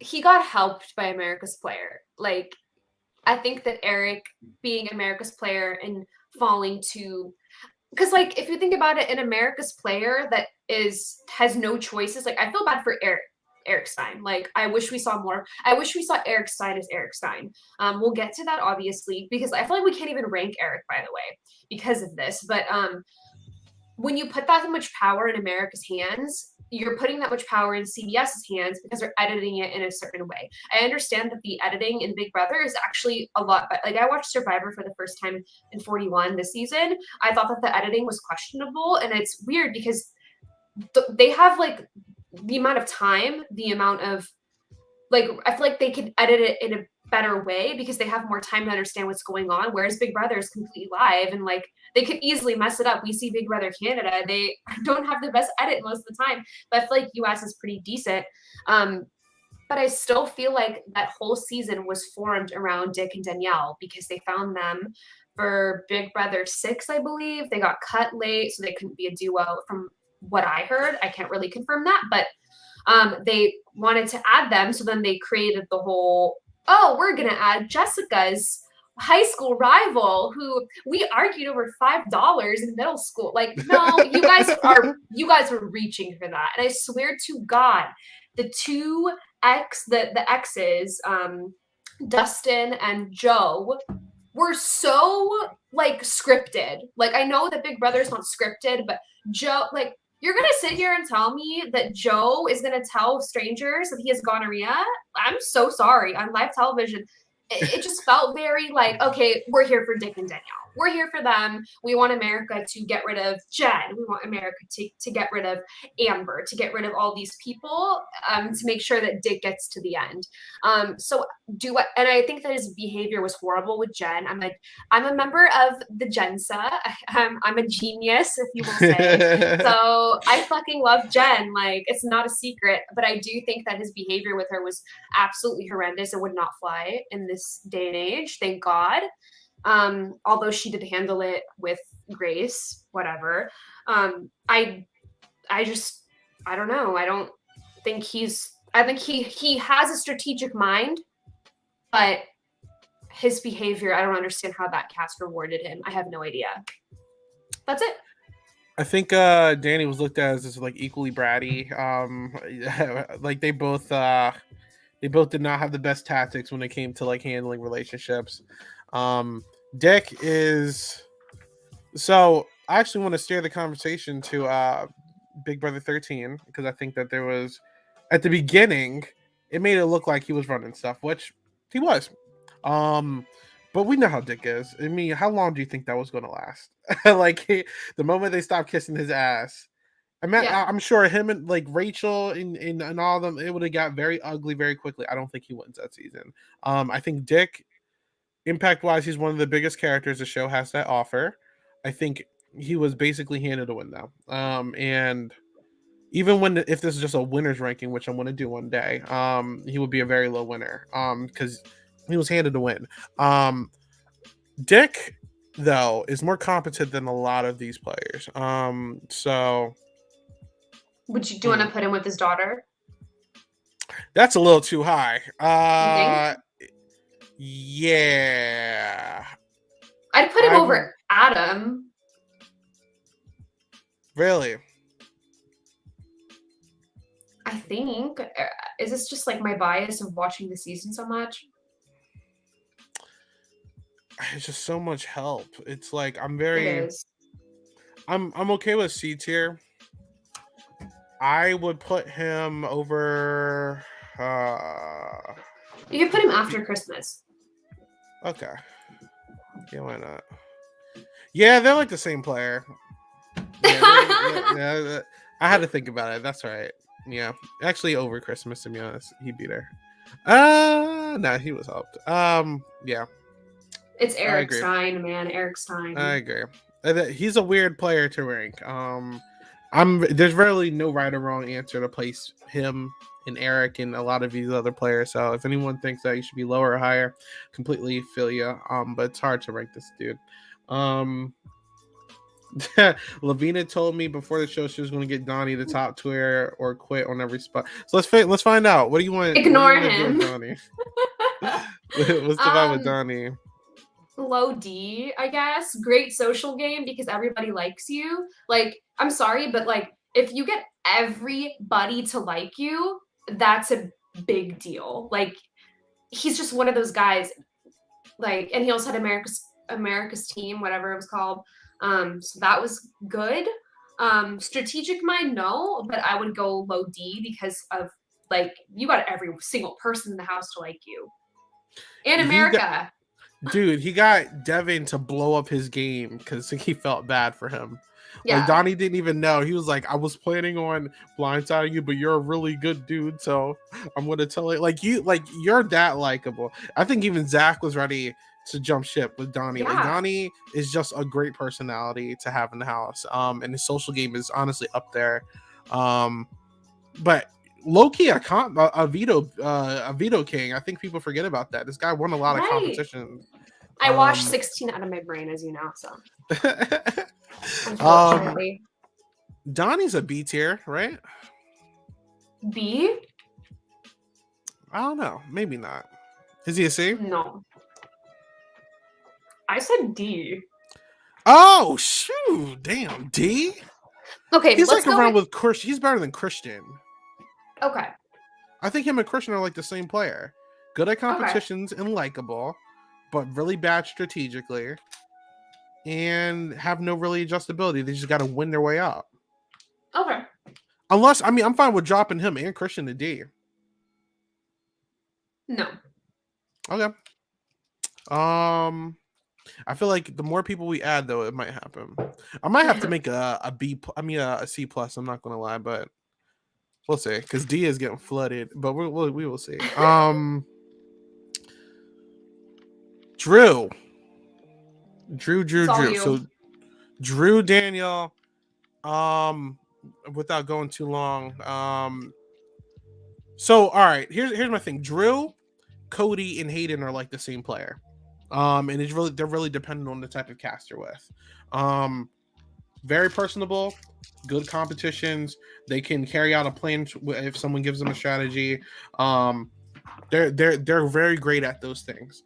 And I think Drew, like Hayden, which we will get to at some point, is like the archetype that naturally, regardless of the season they play in, get far no matter what. And I will give him A, strictly because I don't think he's the best version of this archetype, actually. But I will give him A because the way he cut Diane was very impressive to me. And honestly, I have to put him over Allison because he won and Allison didn't. But the way he got there, like he had the intelligence to cut Diane at the end. Everybody liked him. He was in the Four Horsemen for a little bit, and then maneuvered and jumped out of that when he needed to. So I'll give him that. Is he one of the most memorable winners? Absolutely not. He's very boring. Honestly, one of the more boring personalities on this list, but he has a solid all-around game. This isn't Joe. Which one is this one? It's Dustin. Dustin? He you cannot get blindsided like that. You cannot. Like, I mean, he blindsided himself? That's what I'm saying. Like, yeah. You just can't do this. So well, real quick, the people above S, these are people who didn't make jury. We weren't wasting time on these people. But continue on, I'll leave you now. I think that it's F. Okay. And the next, Elena's an F. The way I feel about Lawan, I feel about Dustin. I think you don't tell people that you want to be eliminated, but even outside all that, that's still worse than Annalise. So it's okay. Annalise is a horrible player. Elena, like I agree, is a F caliber player, just like basically female Adam Pock, if you ask me. Alyssa, likable personality, really good at comps. Actually, let me back that track. Let me back that up. She's not a likable personality. A lot of people didn't like her. She's not the best strategist. She does not give a fuck about anyone's opinions about herself, but she is good at competitions, and she was benefited by that twist, because I think if that twist didn't happen, she would have been voted out because she could try to lie and say that she was like Olivia Bunchen or someone's like sister, and like she's not good at all, but she's a character. Alyssa, she is not a good player. I'm very tempted to put her in F. How do you feel about Alyssa? Because I could say low D. Okay. I don't know. Actually low D, because her and Amanda were willing to work together until they were about to turn things around, but then Andy stepped in and was like, now I got to start playing the game. So I will give her that. I will give her that. Her and the Riley family, I'm gonna keep them together. I'm going to keep them together. I'm good with that. Oh God. Okay, so before I say anything, how do you feel about Enzo? I think that he overdoes. Basically, he just doesn't shut up about how he's the best social player of all time. I don't agree with that. He's an excellent social player, but I think that that's all he has. And I think because of that, it makes him like a low C to me. Because you're a great social player, but you had no answers for the questions that they asked you in the final two. Basically, he said nothing. It was like Gina Marie, but more competent, I guess, which is not good. It's not great. So I think that because of that, I would put him in some sort of C. Okay. All right, so you ready for my hot take? Yes. I think Enzo, like him or not, is one of the best social players in the game. Yeah, I agree with that. I think He's very good, like Christmas, in an alliance environment. Can't win a competition for his life though. I mean, he won one in All Stars, but I don't care. He does not know. You know what? I agree with you. I was gonna put him higher, but he's just like Christmas. I think he's a one-trick pony. Yeah. And he gets to a point, but you can't finish out with the way he plays. Like, I think he was prepared. Allegedly, I do think he was prepared to cut Cody at the end of All Stars, but he just couldn't finish it out with comps, and that's a big thing. So yeah, I'm gonna put him there. Still would have lost though. Yeah. So yeah, I agree with you. I was prepared to put him higher, but you convinced me. So yeah. Okay. Who the hell is this? Is that 9? I have no clue. He looks like he's from the same background as Jason guy, so I'm gonna say Big Brother 3.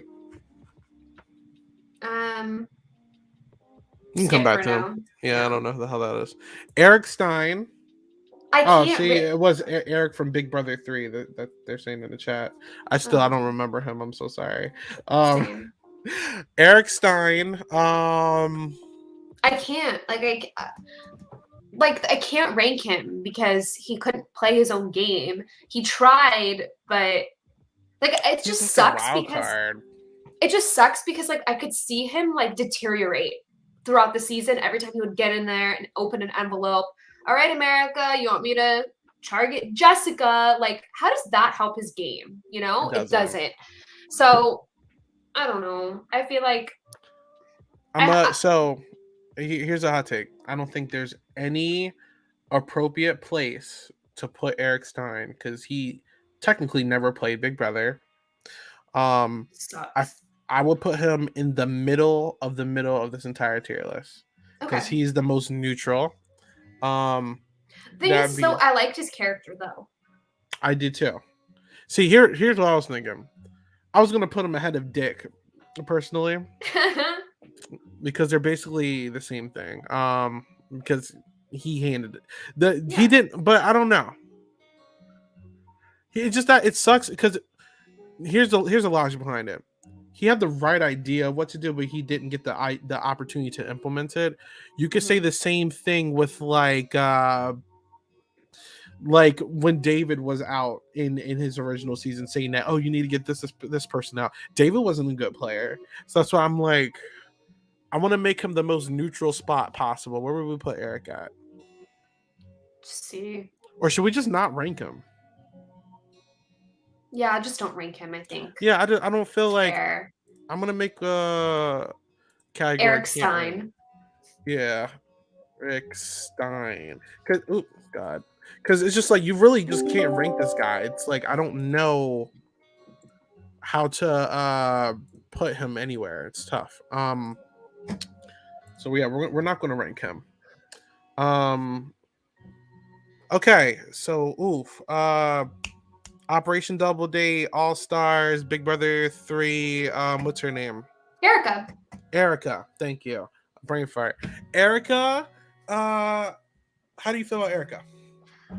A lot of people on the season, like, they didn't respect her. They didn't respect her at all. I'm talking about All Stars. They didn't respect her when she was even like voted into the house, is what I'm saying. But to the point where she was never gonna win. But so here's the thing.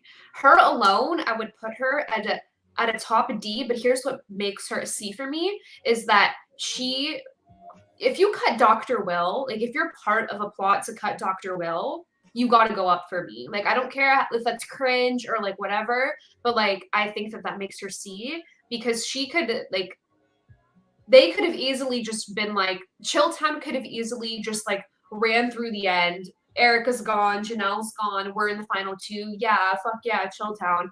But they didn't let that happen. And it was Erika who brought it up before Janelle. So to me, it's a C. Erika honestly is just like Enzo, so I'm gonna put them there because they both guaranteed second place. I don't think they win either situation. Yeah. And I mean, even her more impressive game, in my opinion, was her Big Brother 3 game. And even that, I have a hard time seeing her pulling it. That's a 3. 4. I have a hard time seeing her pull it out. I agree with everything you're saying. Cool. Oh God, yeah. So fucking disappointing. Such a bad player. Yeah. I can't even put you above Beau. Beau at least knew what was going on. Like, what are you doing, bro? Elena, what are you doing up here? I would put Fussy like right before on Elise. On Elise. Listen. I'm so fine with doing that. These two are so bad. It's they're ridiculous. Like the meme bad. Yeah. This guy. So he played 2 drastically different games. Neither of them were really good. Frank is such a bad strategy. Well, actually, hold up. We're going to talk about the 2 games of Frank. So the first time, Frank is such a bad social player all around both times. So let's get that straight. Strategically, I think he has a good idea of what to do because he was willing to do an alliance with Shane and Boogie. He was willing to do an alliance with the Silent Six. He's willing to adjust if people give the ball in his court, but he's such a massive threat that he's never going to be able to get a legitimate alliance with someone. Because if he gets to the end, he's going to win. That's just how the type of player he is. He's so good at competitions that he wins so much. He doesn't know how not to win, that it's hard to bring him any farther than like early jury. So it's kind of hard. In 18 though, he was the same player, but less strategy. And I think he was super unlikable. He was harassing women. Not just Dayvonne, Zakia, Big Meech, all the girls hated this guy. I don't even think Paulie cared for him too much. He had no allies other than Bridgette, Bronte, and Natalie. Nobody wanted to work with this guy. The Vet Alliance, that was a thing at first. They didn't even want to work with him. Like, yeah. Frank has such a bad time making genuine bonds with people. It's ridiculous. But his game is 100% competitions. Shoot, like I would put him in D tier, honestly. Yeah. With under Brendon. Brendon, because it's like Brendon's at least sort of likable. But like it's like there's not many redeeming factors to Frank's game. How do you feel about that? So if he had only played on Big Brother 18, he would go next to Aaron and Amanda for me because there's just no excuse. Like if you're on camera groping a woman, you're not a person to me anymore. Like you're not a player, you're not a person, you're not a human. So like to me, it would go into trash. But unfortunately, he did have a major impact on Big Brother 14. And Big Brother 14 is one of my top 3 seasons, top 3-4 seasons. So I do think that, but I think I would put D. And it's because how are you going to spend a full season being apparently targeted from what his perspective was? Dan was targeting him the whole time, but then you get duped by him at the end where you suddenly believe that you, Jen, and Dan are working to get no, it's Dan. You have to be understanding. You have to be at least a little bit self-aware. Again, I can't speak from the perspective of a house guest because I would never know what it feels like, but it's Dan. Like he's an insane person. Like you have to understand this. So yeah, for me it's D. He was literally it was so low. It got to, all right, America gave him America's favorite player. I was a fan of Frank his first time just because he was an underdog. But that's legit the only thing. Like, he's not a good player. No. But there you go. Frankie Grande. All right, hot take. Hot takes it, yeah. Frankie is honestly, I don't care for him as a personality. He's honestly one of the better players never to win. Yep.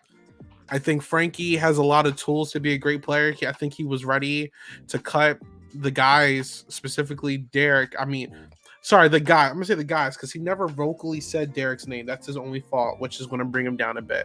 But I think he was ready for the bloodbath. He just never implemented it.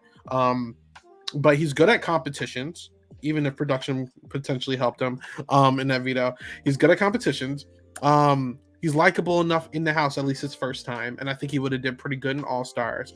And I think if he ever gets to the end of a game, high chance he wins. But it's just that reset button really like screwed this guy over. I didn't want him to win, but it really screwed him over. He had Zach wrapped around his finger. I think he let go of him a little too early, but even looking back, he got Caleb and just replaced Zach with Caleb. So it's like, doesn't really matter. I don't know. I think I personally, he's a B tier player to me. But how do you feel about Frankie? You said everything I wanted to say. I feel like people are like, I do agree that Big Brother kind of, CBS kind of like pushed him, like they pushed him down our throats. Like they just kind of like, you know, that kind of thing. I understand that. And yes, he's cringe. And yes, the whole Ariana thing. My sister's Ariana Grande. I'm famous. I came in here with a million subscribers on YouTube already. It's like, we get it. Great, Frankie. But I do think that he's a good player, and people don't like to hear that, and they don't want to talk about it. So yeah, I would definitely put him in B+ in my opinion. Honestly, is he over Danny? That's hard. I think he's good right where he is, actually. Okay. Cool. Dope. All right, so next person, Chicken George. Chicken George is bad. But he's a fun character. But I mean, come on. He's a sweetheart, but like, let's be honest. He's next to Chima.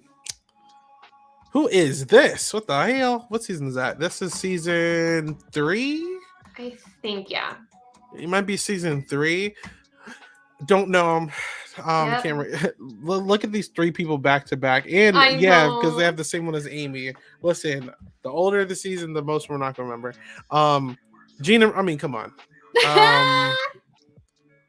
No, she couldn't. Oh wait, yeah, that's the guy. Gary, right? Because he didn't wash. So Danielle was like, "You gotta wash your hands and don't touch our hot dogs."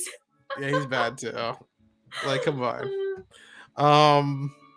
Okay, Haley. How do you feel about Haley?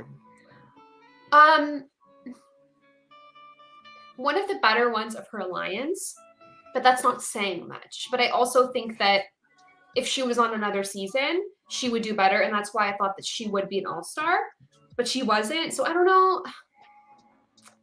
D. Haley? Yeah. Oh. Because also I feel like the big thing that she did was admit that she was the hacker, and it didn't really like work. She's in the way that she wanted. That sucks. But yeah, you're right. She tried. She tried to get Tyler out. She's the one of the only ones. Okay, fair. But with everybody else here, I don't know. Yeah, I mean, do you agree with putting her right here, or should I go lower? Wait, where is she? Oh, okay, there we go. I think she could be the highest D. I'm okay with that. See, it's like Haley has so much potential as a player. I think she played with her heart a little too much. Did she win an HOH? Yeah. Oh, I think she did. I'll have to fact check. She was the survivor. Like, she had a good idea, but I feel like Haley should have been able to tell people like Bayleigh and Fessy, who they trusted her a lot, to tell them like, this is not a good idea. I wouldn't have just blindly followed their plans. She's very intelligent, and I feel like she should have just spoke up a lot of those times, which is why I'm agreeing with you. Yeah. In that hacker thing, she blew up her game for Bay. Yeah, I agree with you.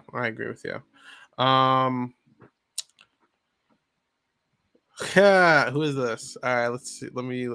Is he Big Brother too? I'm looking at this background. It looks like something. Toothbrush guy.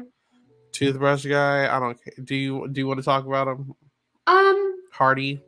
Nah. Why does that name? I feel like Hardy. He was season 2, right? He was playing. He was final. Oh, Hardy. He could have easily won. Here's the thing. He could have easily won. Okay, I remember. If not Nicole and if not Dr. Will, then he was the winner. Yeah. But where should we put him though? I mean, I'll put him in C. It's just hard because older seasons, they're different so format. old. Different format. I'll put him next to Bunky. Okay. Actually, above Bunky. Yeah. Oh, okay, Hayden. Oh, so we're in the H's. We're making our way through it. Trust me, we're almost there. All right. Hayden. All right, so I mean Brigade, good player, good. I basically copy and paste everything I said about Drew. You just apply that to Hayden. A lot of competitions. I think Hayden is I agree with Charlene. He is definitely the best in his archetype. I will put him A+. Yeah. I would debate over Cody, but he only played once. So I'm gonna. The thing about Hayden, he was actually, and I think a lot of people forget about this, a little too infatuated with his showmance, with Christie, and honestly, almost blew up his game if it wasn't for the Brigade. So I'm gonna give him A+, bottom A+. I almost put him A just for that Kristen stuff, but I'm not gonna do that. Why not? Skater dude Hayden was not impressed with this guy. He was there to like chill with Nicole, and that's he's just like there guy. Yeah. Helen. She's high. I'm like she's high better for than me. Alyssa. I mean, where do you want to put her? Is she a C tier? I was gonna say B. Because she had a lot of pull. Okay. I think it's B. Where in B? Yeah. Throw her at the end. Okay. I was thinking high C, but I'm not against that. I think Helen had a good side. I think that if certain competitions went a certain way, really could have ran it. Honestly, she just got outplayed by Amanda a little bit. But that seems appropriate. Holly Allen, not the best strategist by any means. Not the best social player by any means. Good competition player, got second place. Could she have won in theory? Maybe, but she wasn't ever going to cut Jackson. She could have took Nicole. She wasn't going to do that. She was never going to take Cliff up on an offer. She didn't really have much planned outside of Jackson, and I don't think she operates well outside of a showman's environment. So I'm gonna put her next to Christian. I don't know if you disagree with that. I'm good with that. All right. Hurricane Howie, not the best player. I'm gonna be honest. I don't know how. Well, I do know how, but like, if Big Brother 6 wasn't so popular and wasn't so well received, and the Sovereign 6 weren't so well received, I don't think that he would have I don't think he would have gotten on All Stars. I think it was he literally only got on because he was a character. He was a character. He was Janelle's right hand, aside from Kaysar. He's just like the comic relief of the group. And for that, I fucking love watching him. A little bit disrespectful to women. Like, let's be perfectly honest here. Like, the stuff that he would say is not okay. Like, him walking into the house and like, so many boobies in the house. Like, oh, like making like weird noises when he's hugging Diane. Like, what is that? Don't love that. But yeah, I think, I don't know. I guess I would put him in. But he wasn't such an iconic alliance. Would you put him in? People, something you forget. Big Brother 6. He's an HOH. He nominates who? James, but like, that's not a good thing. I know. That was horrible. Oh, you're saying it's a bad thing. Okay. yeah. Like, I don't think he's not good. I'll put him right next to Jace. Okay.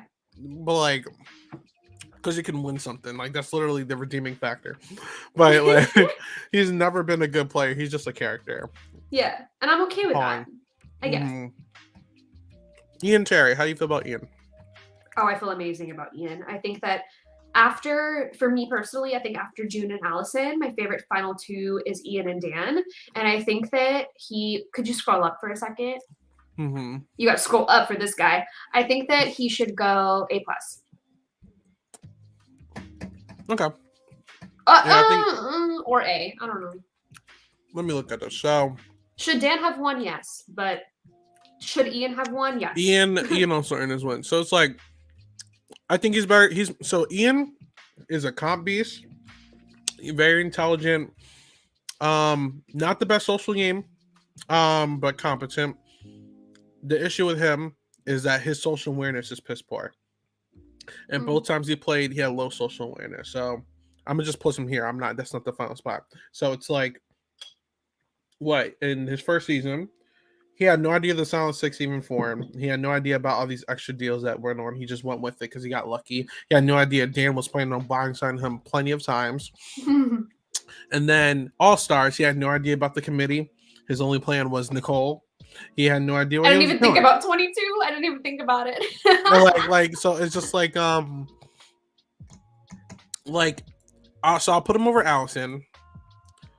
I don't know if I can go again over Drew though. That's why I'm iffy, because I don't think Ian's archetype or Ian in general does well in 100 seasons. I think he really benefited from that coaching twist. He benefited from being drafted by Mike Boogie with Frank the Tank. Yeah, and he really got so lucky in so many opportunities. Hot take, I think Steve is a better version of Ian. That's how I feel. I can see that. Sorry.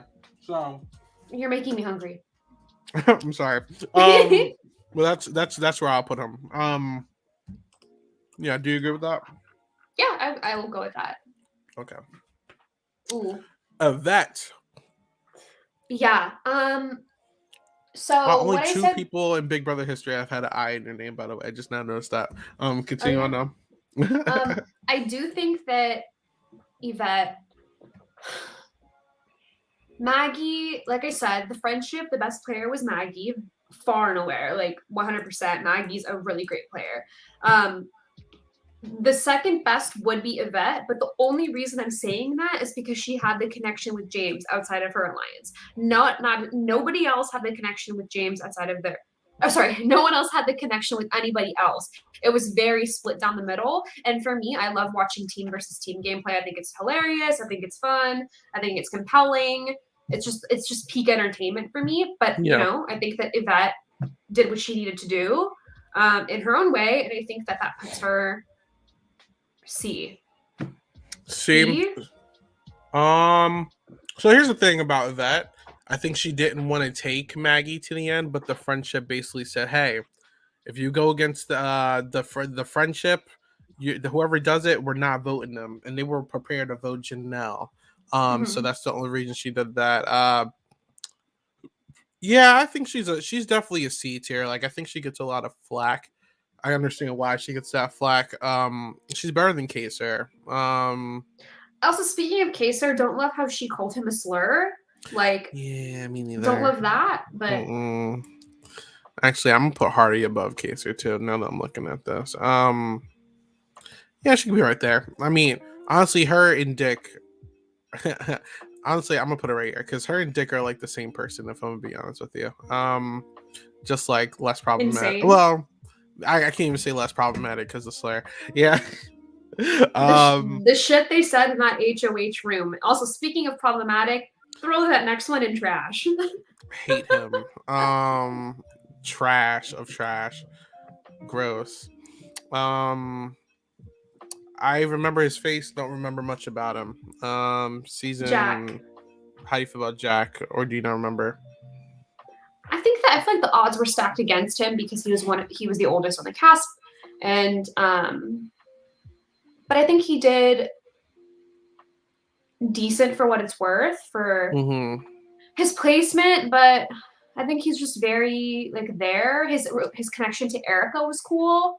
I liked their little kind of duo that they had going on. I feel like a lot of people did too. So I don't know. I feel like I would just go D.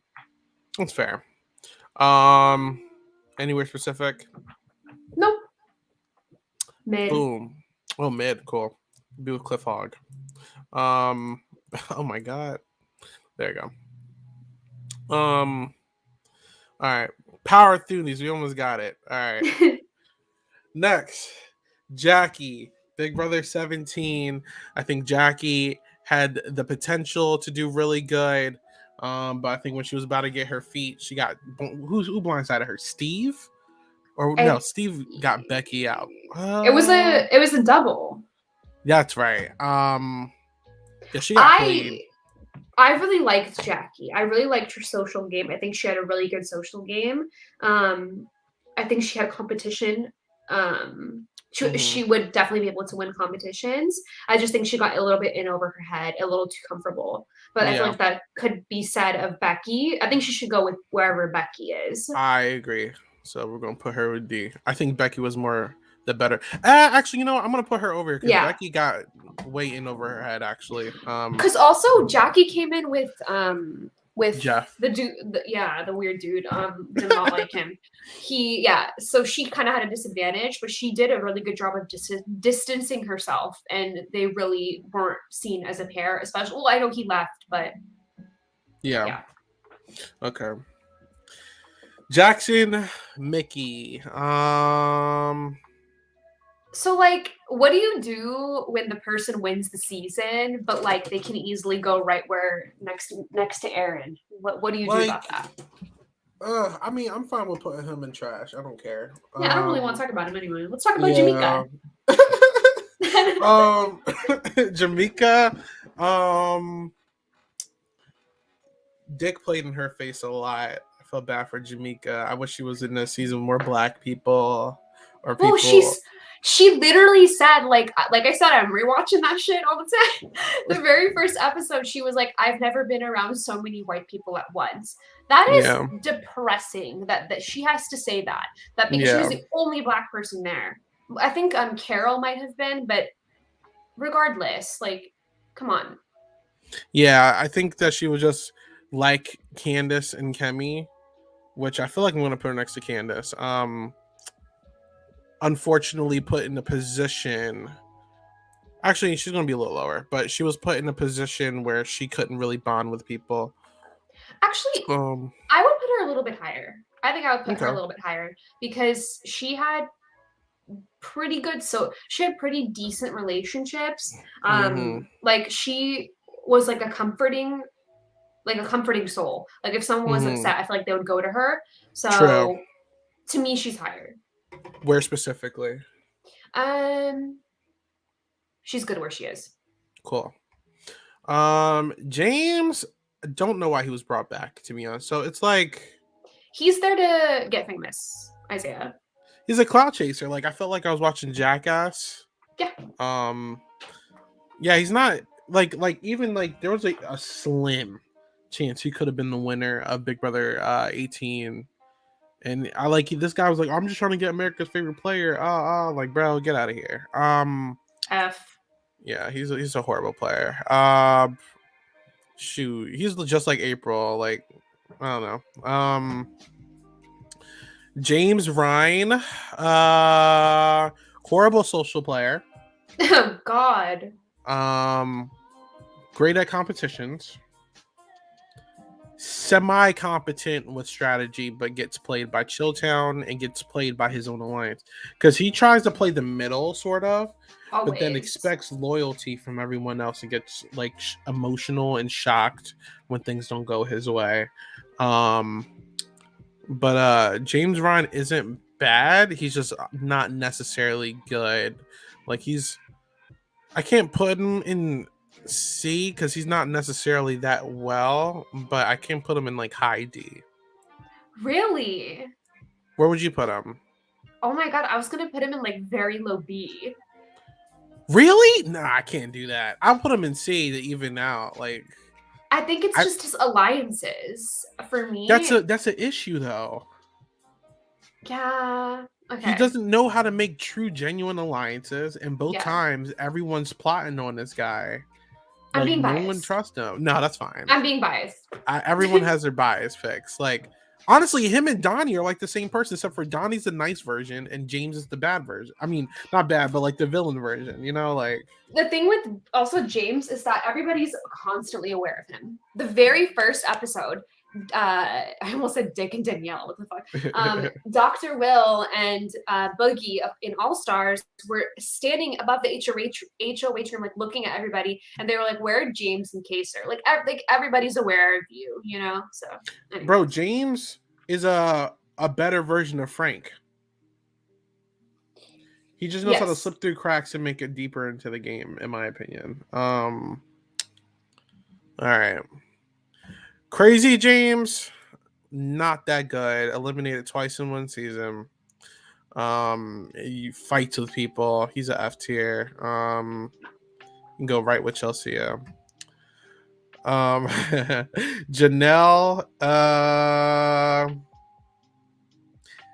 Janelle's only good at competitions. Like, she's not really good at anything else. Where do we want Janelle? I can't rank her. I can't rank her lower than. Wait, go up. Okay. Like, I have to put her at B. I just have to. Okay. Oh yeah, just because impact wise, I mean, I get it. Yeah, I get it. Is this fine right here? I'm good with that. All right, because yeah, she's a bad player, like actually like horrendous, but she's just because of her icon status. I get it. Impact is one of our factors. All right, so James. Wait. Jason. Jason. Sorry, Cowboy Jason. Like D. I just have nothing to say. Yeah, you can be with Alex. He was like exactly. He's a better version of Alex than him. Actually, no, because he thought that it was someone else. He's stupid. Because basically BB19, everybody's an F.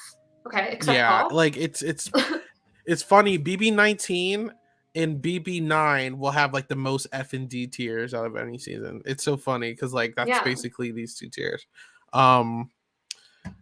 Jason Guy is a top tier player. Yeah. Argumentally. So I mean, how do you feel? How do you feel about Jason Guy, first of all? I like his social game. I feel like a lot of people he makes people like them. Like even just from the first episode, I'm like, I would root for this guy. Like I like this guy. And obviously the duo pairing with Danielle is like so under the radar. Like you can't really you can't see them as being together. So A+ for me. I will put him over Hayden personally. Okay. I think Jason there's never been an archetype like Jason since he's played. I'm shocked they haven't tried to replicate it. I think he's a phenomenal player, one of the best social game players ever. And literally, the only thing that hurts him is honestly, I think he's benefited from the old format. Like I feel like if he played modern day, I don't know how well he does, unless he could find a Danielle like he found the first time. But he has. Sorry, I was reading something, but he has a great mind. I think he has a great strategy, and he's all around a good player. A+. Move on. Well. Okay. Here's the thing. I know, because he's not a bad player, which is ugly. He's not. It's so annoying. Throw him in C and get it over with. Yeah, I'm just like, it's so annoying, but yeah. Dude's moving weird. on. Dude's weird. Anyways, G. How do you feel about G? I think that him choosing to everyone knew was going to happen. You don't just date someone for 8 years or whatever they said and not work with them on a stupid reality show. You're just not you're gonna trust that person. So I think that can you hear me? Yeah, I can hear you. I'm okay, cool. Responsive. Continue. No, it froze for a second. Oh. Anyways, we're good though. So I think that he had his alliance with Justin and Robert. I think that he has that. Mm-hmm. But as far as I'll go C. Okay. I like G. G's cool. Yeah, I agree. He can be like next to Bunky. I'll take it. Yeah, why not? Over him actually. But I agree with that. Okay. Cool. Jeff Schroeder. I mean, honestly. Oh wait, one second. Okay. I'll speak while she's doing that. Jeff Schroeder, for his seasons at least, is a competent social player, not the best strategist.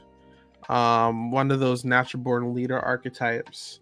I think Jeff Schroeder could and has the tools to be a great player. I think that production wanted to rig for Jeff Schroeder, but he has a good social game. He's not the best strategist.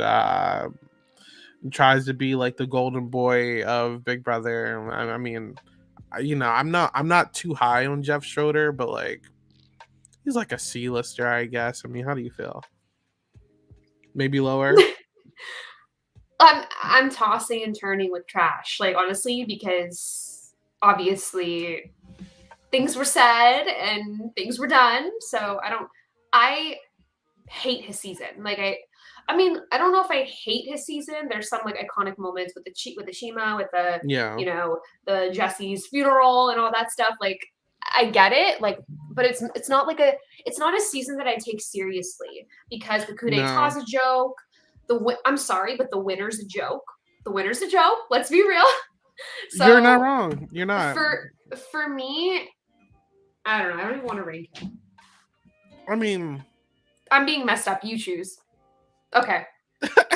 Like I did not like some of the comments you made. I mean, let's be very clear. Also, like, can I just comment on the first week when Brendon was saying the most disgusting things I've ever heard to Kevin, to the other, I forgot the female contestant with the blonde hair, just saying saying the most disgusting stuff, and they were just sitting around, They were just sitting around and not doing anything about it. So I'm not a fan of that. I understand you're in a game, but like that's not game. Yeah, it's not. Personal attacks. Not Jeff. This Jeff sucks too, actually. F. I remember he was like Clay and Shelly's lapdog. This guy's trash. Oh yeah. It's now listen. Hold on. Go ahead. S. Okay. Not okay. When she won HOH, her nominations were personal. Like let's be fucking clear. Jen played on personal, but they gave her a reason to play personal. Yeah, you can say Jen's personality is like catty and like she maybe got jealous that Danielle maybe was getting the attention, but I don't think that it was. I think that they were just so fucking hard on this girl. Like, relax. She's not harmful. She's having fun. Oh my God, her t-shirts say her name on it. Like, okay, so like she's here to have fun. Like, what's the big deal? Like, oh, then people will say, well, like, well, what about Annalise? Like, you're saying Annalise was just there to get famous. Or like James was there to get famous, but like at least Jen added some kind of content to the show. And I think that she also, like I said, handled Dick's abuse, like let's be honest, like very well. And I think that a lot of other people would crack under pressure. And I think that she had a lot of degrading things coming her way constantly. And for what? Like she didn't deserve any of that. But overall, I don't know how I would rank her because I just like adore her. But I know she's not a good player. She's not, but I mean, she's more competent than like I can say she's at least more competent than the F-lister. So I'll throw you a bone. She's just like Howie. She's a character, so I'll give her a D. Love that. Better than Howie. She wins stuff. How much time do you have left? Do you think we should make a part 2? Yes, that's what I'm asking. How much time you want to go with? Let's do 10 more minutes. 10 more minutes? Okay, I can do that. Let's speed through some of these trash ones. So Jen F. Jen City is so bad. Seems like a lovely person. Oh yeah, she seemed very nice. I'm gonna put her at Ashley. Yeah, both are lovely. Yeah. This was James' girlfriend. What was her name? No, that's Jennifer. Jennifer. Oh, the girl, the blind side. Okay. Give me the key, bitch. Give me the key. Yeah. Okay. So she made a horrible move. I'm gonna put her right here. Are you okay with that? Wait, where did you put her? Oh, right here. Or should I put her? Because she had. Honestly, go ahead. I don't know. High F, because. Okay. They just were like lap dogs. She could be with April. She could be. They were lap dogs, and that was her partner. So. I agree. Come back to see Eric Stein his own team. Yeah. Okay, Jerry. Look, Jerry did not make Final 3 because people because he was a good player. He was old, and everyone thought they could beat him. Aww. And his social game was horrific, and his strategy was horrific. Like this is he won competitions. I'm like, how the hell do you do that? So look, Jerry is a D-lister. Yeah. Naturally, but he's not a good player. I'm gonna put him over Christina. Because why the hell did he make it that far? Like, I'm so he wants to come back too. Actually, I think it's hilarious. So cute. I remember he was on IG with Dan, and Dan he was like, "Yeah, just tell CBS I'm ready to come back." I was like, "Oh my god." He's in amazing shape. He's in amazing shape. Yeah. Good for him. You got Jessica. Okay. Can I just say that I think I watched Big Brother 8 because like I think that a few of the women on the cast are like really great. And it's not just Jen, okay? I think that Jessica should have been the one to come back for Big Brother 11. And I think that it was 11, right? No, 12. No, wait. 11. No. Yes, it was 11. It was 11. 11. Yeah. Instead of Jessie. Or here's what I think they should have done. They should have brought all 4 of them back. Or Jessica and Brian, in my opinion, because I think that Jessica is an underrated player. I think that she made things interesting, and I think that she was decently positioned, but Dick and Danielle just go rogue all the time, as we know, so that's the only reason. But I think that I would put her, if there was like a, I think I would go like a really high C. I'm fine with that. I can put her up with, she could be with Erika. Okay. Yeah, I think that's fine. This Jessica queen, because look, she was so bad at Big Brother, but like she put Jackson and Jack up. Like you got some balls, Jessica. I love Unapologetic. Unapologetic. That alone, like I said, she's not a good player, but she did not care. Naturally, I gotta put her up above anyone who was afraid to make a move. So Cliff Hogg she's right under Cliff Hogg. That's right. Yeah. Jesse Godders. Not the best player. Yo, this is gonna take y'all a while. We're doing a part 2, yeah. Yeah, we're ending part 1 in a few minutes. Because Lavina has to go to work, but we got half of the cast done so far. Didn't do anyone on Jerry. We did a lot. So we'll do Jesse, then we'll end it for now. So how do we feel about Jesse, Lavina? How do we feel about that?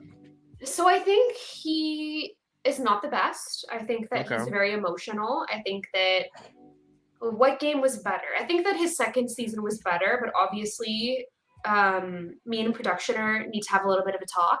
So I think that that's the only reason I think that he was going to make it way further in the second season. But yeah, I don't know. I mean, so the first time, obviously, I mean, he was never going to, like, there was no path from the first time. The second time, there was almost like, if you remember Big Brother, what season was that? 6, the cult Cappy, right? He was actually having his own mini little cult in 11 where they were just so obsessed with this guy. And it was actually kind of reminds me of how Paul did it a little bit, like less like in your face and stuff. But like he honestly just, I don't think people give him enough credit for the social game he has. Like he actually does this really solid job with social game. With people he likes. Let me make that clear. How many did he win anything his second time? I think he got like Did he get like 1 HOH? I don't know about HOH. Could have been a veto, but it could have been a veto. I'm gonna have to look at that later. But also, can I just add before I forget? Without him, we wouldn't have had Keisha's birthday. Oh, please. So impact alone, that's actually going to add to his ranking because that is a factor. I might put him next to James Rhine. I'm not going to lie. Just okay. Or is that too high? What do you think? What would you do? I mean, I'm good. Like gameplay. Actually, no, because gameplay wise, I think a lot of these people in DR are better than him. But you don't get like that type of like cult like following for no reason though. Like you're right.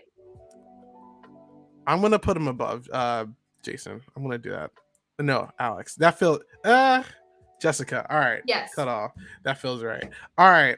So this is going to be the end of part 1, y'all, because Lavina has to go to work. But for those who are just now or watching later, because this is going to be on YouTube on the Silent Podcast channel, if anyone wants to look back at it.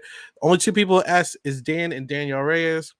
And then just do a slow scroll down because we're not going to go down every single person. The D tier and F tier is getting flooded because that's showing that there's not a lot of good Big Brother players. We got a good amount left, but we did good. We did pretty good so far. We got the first half done, so I'm proud of us.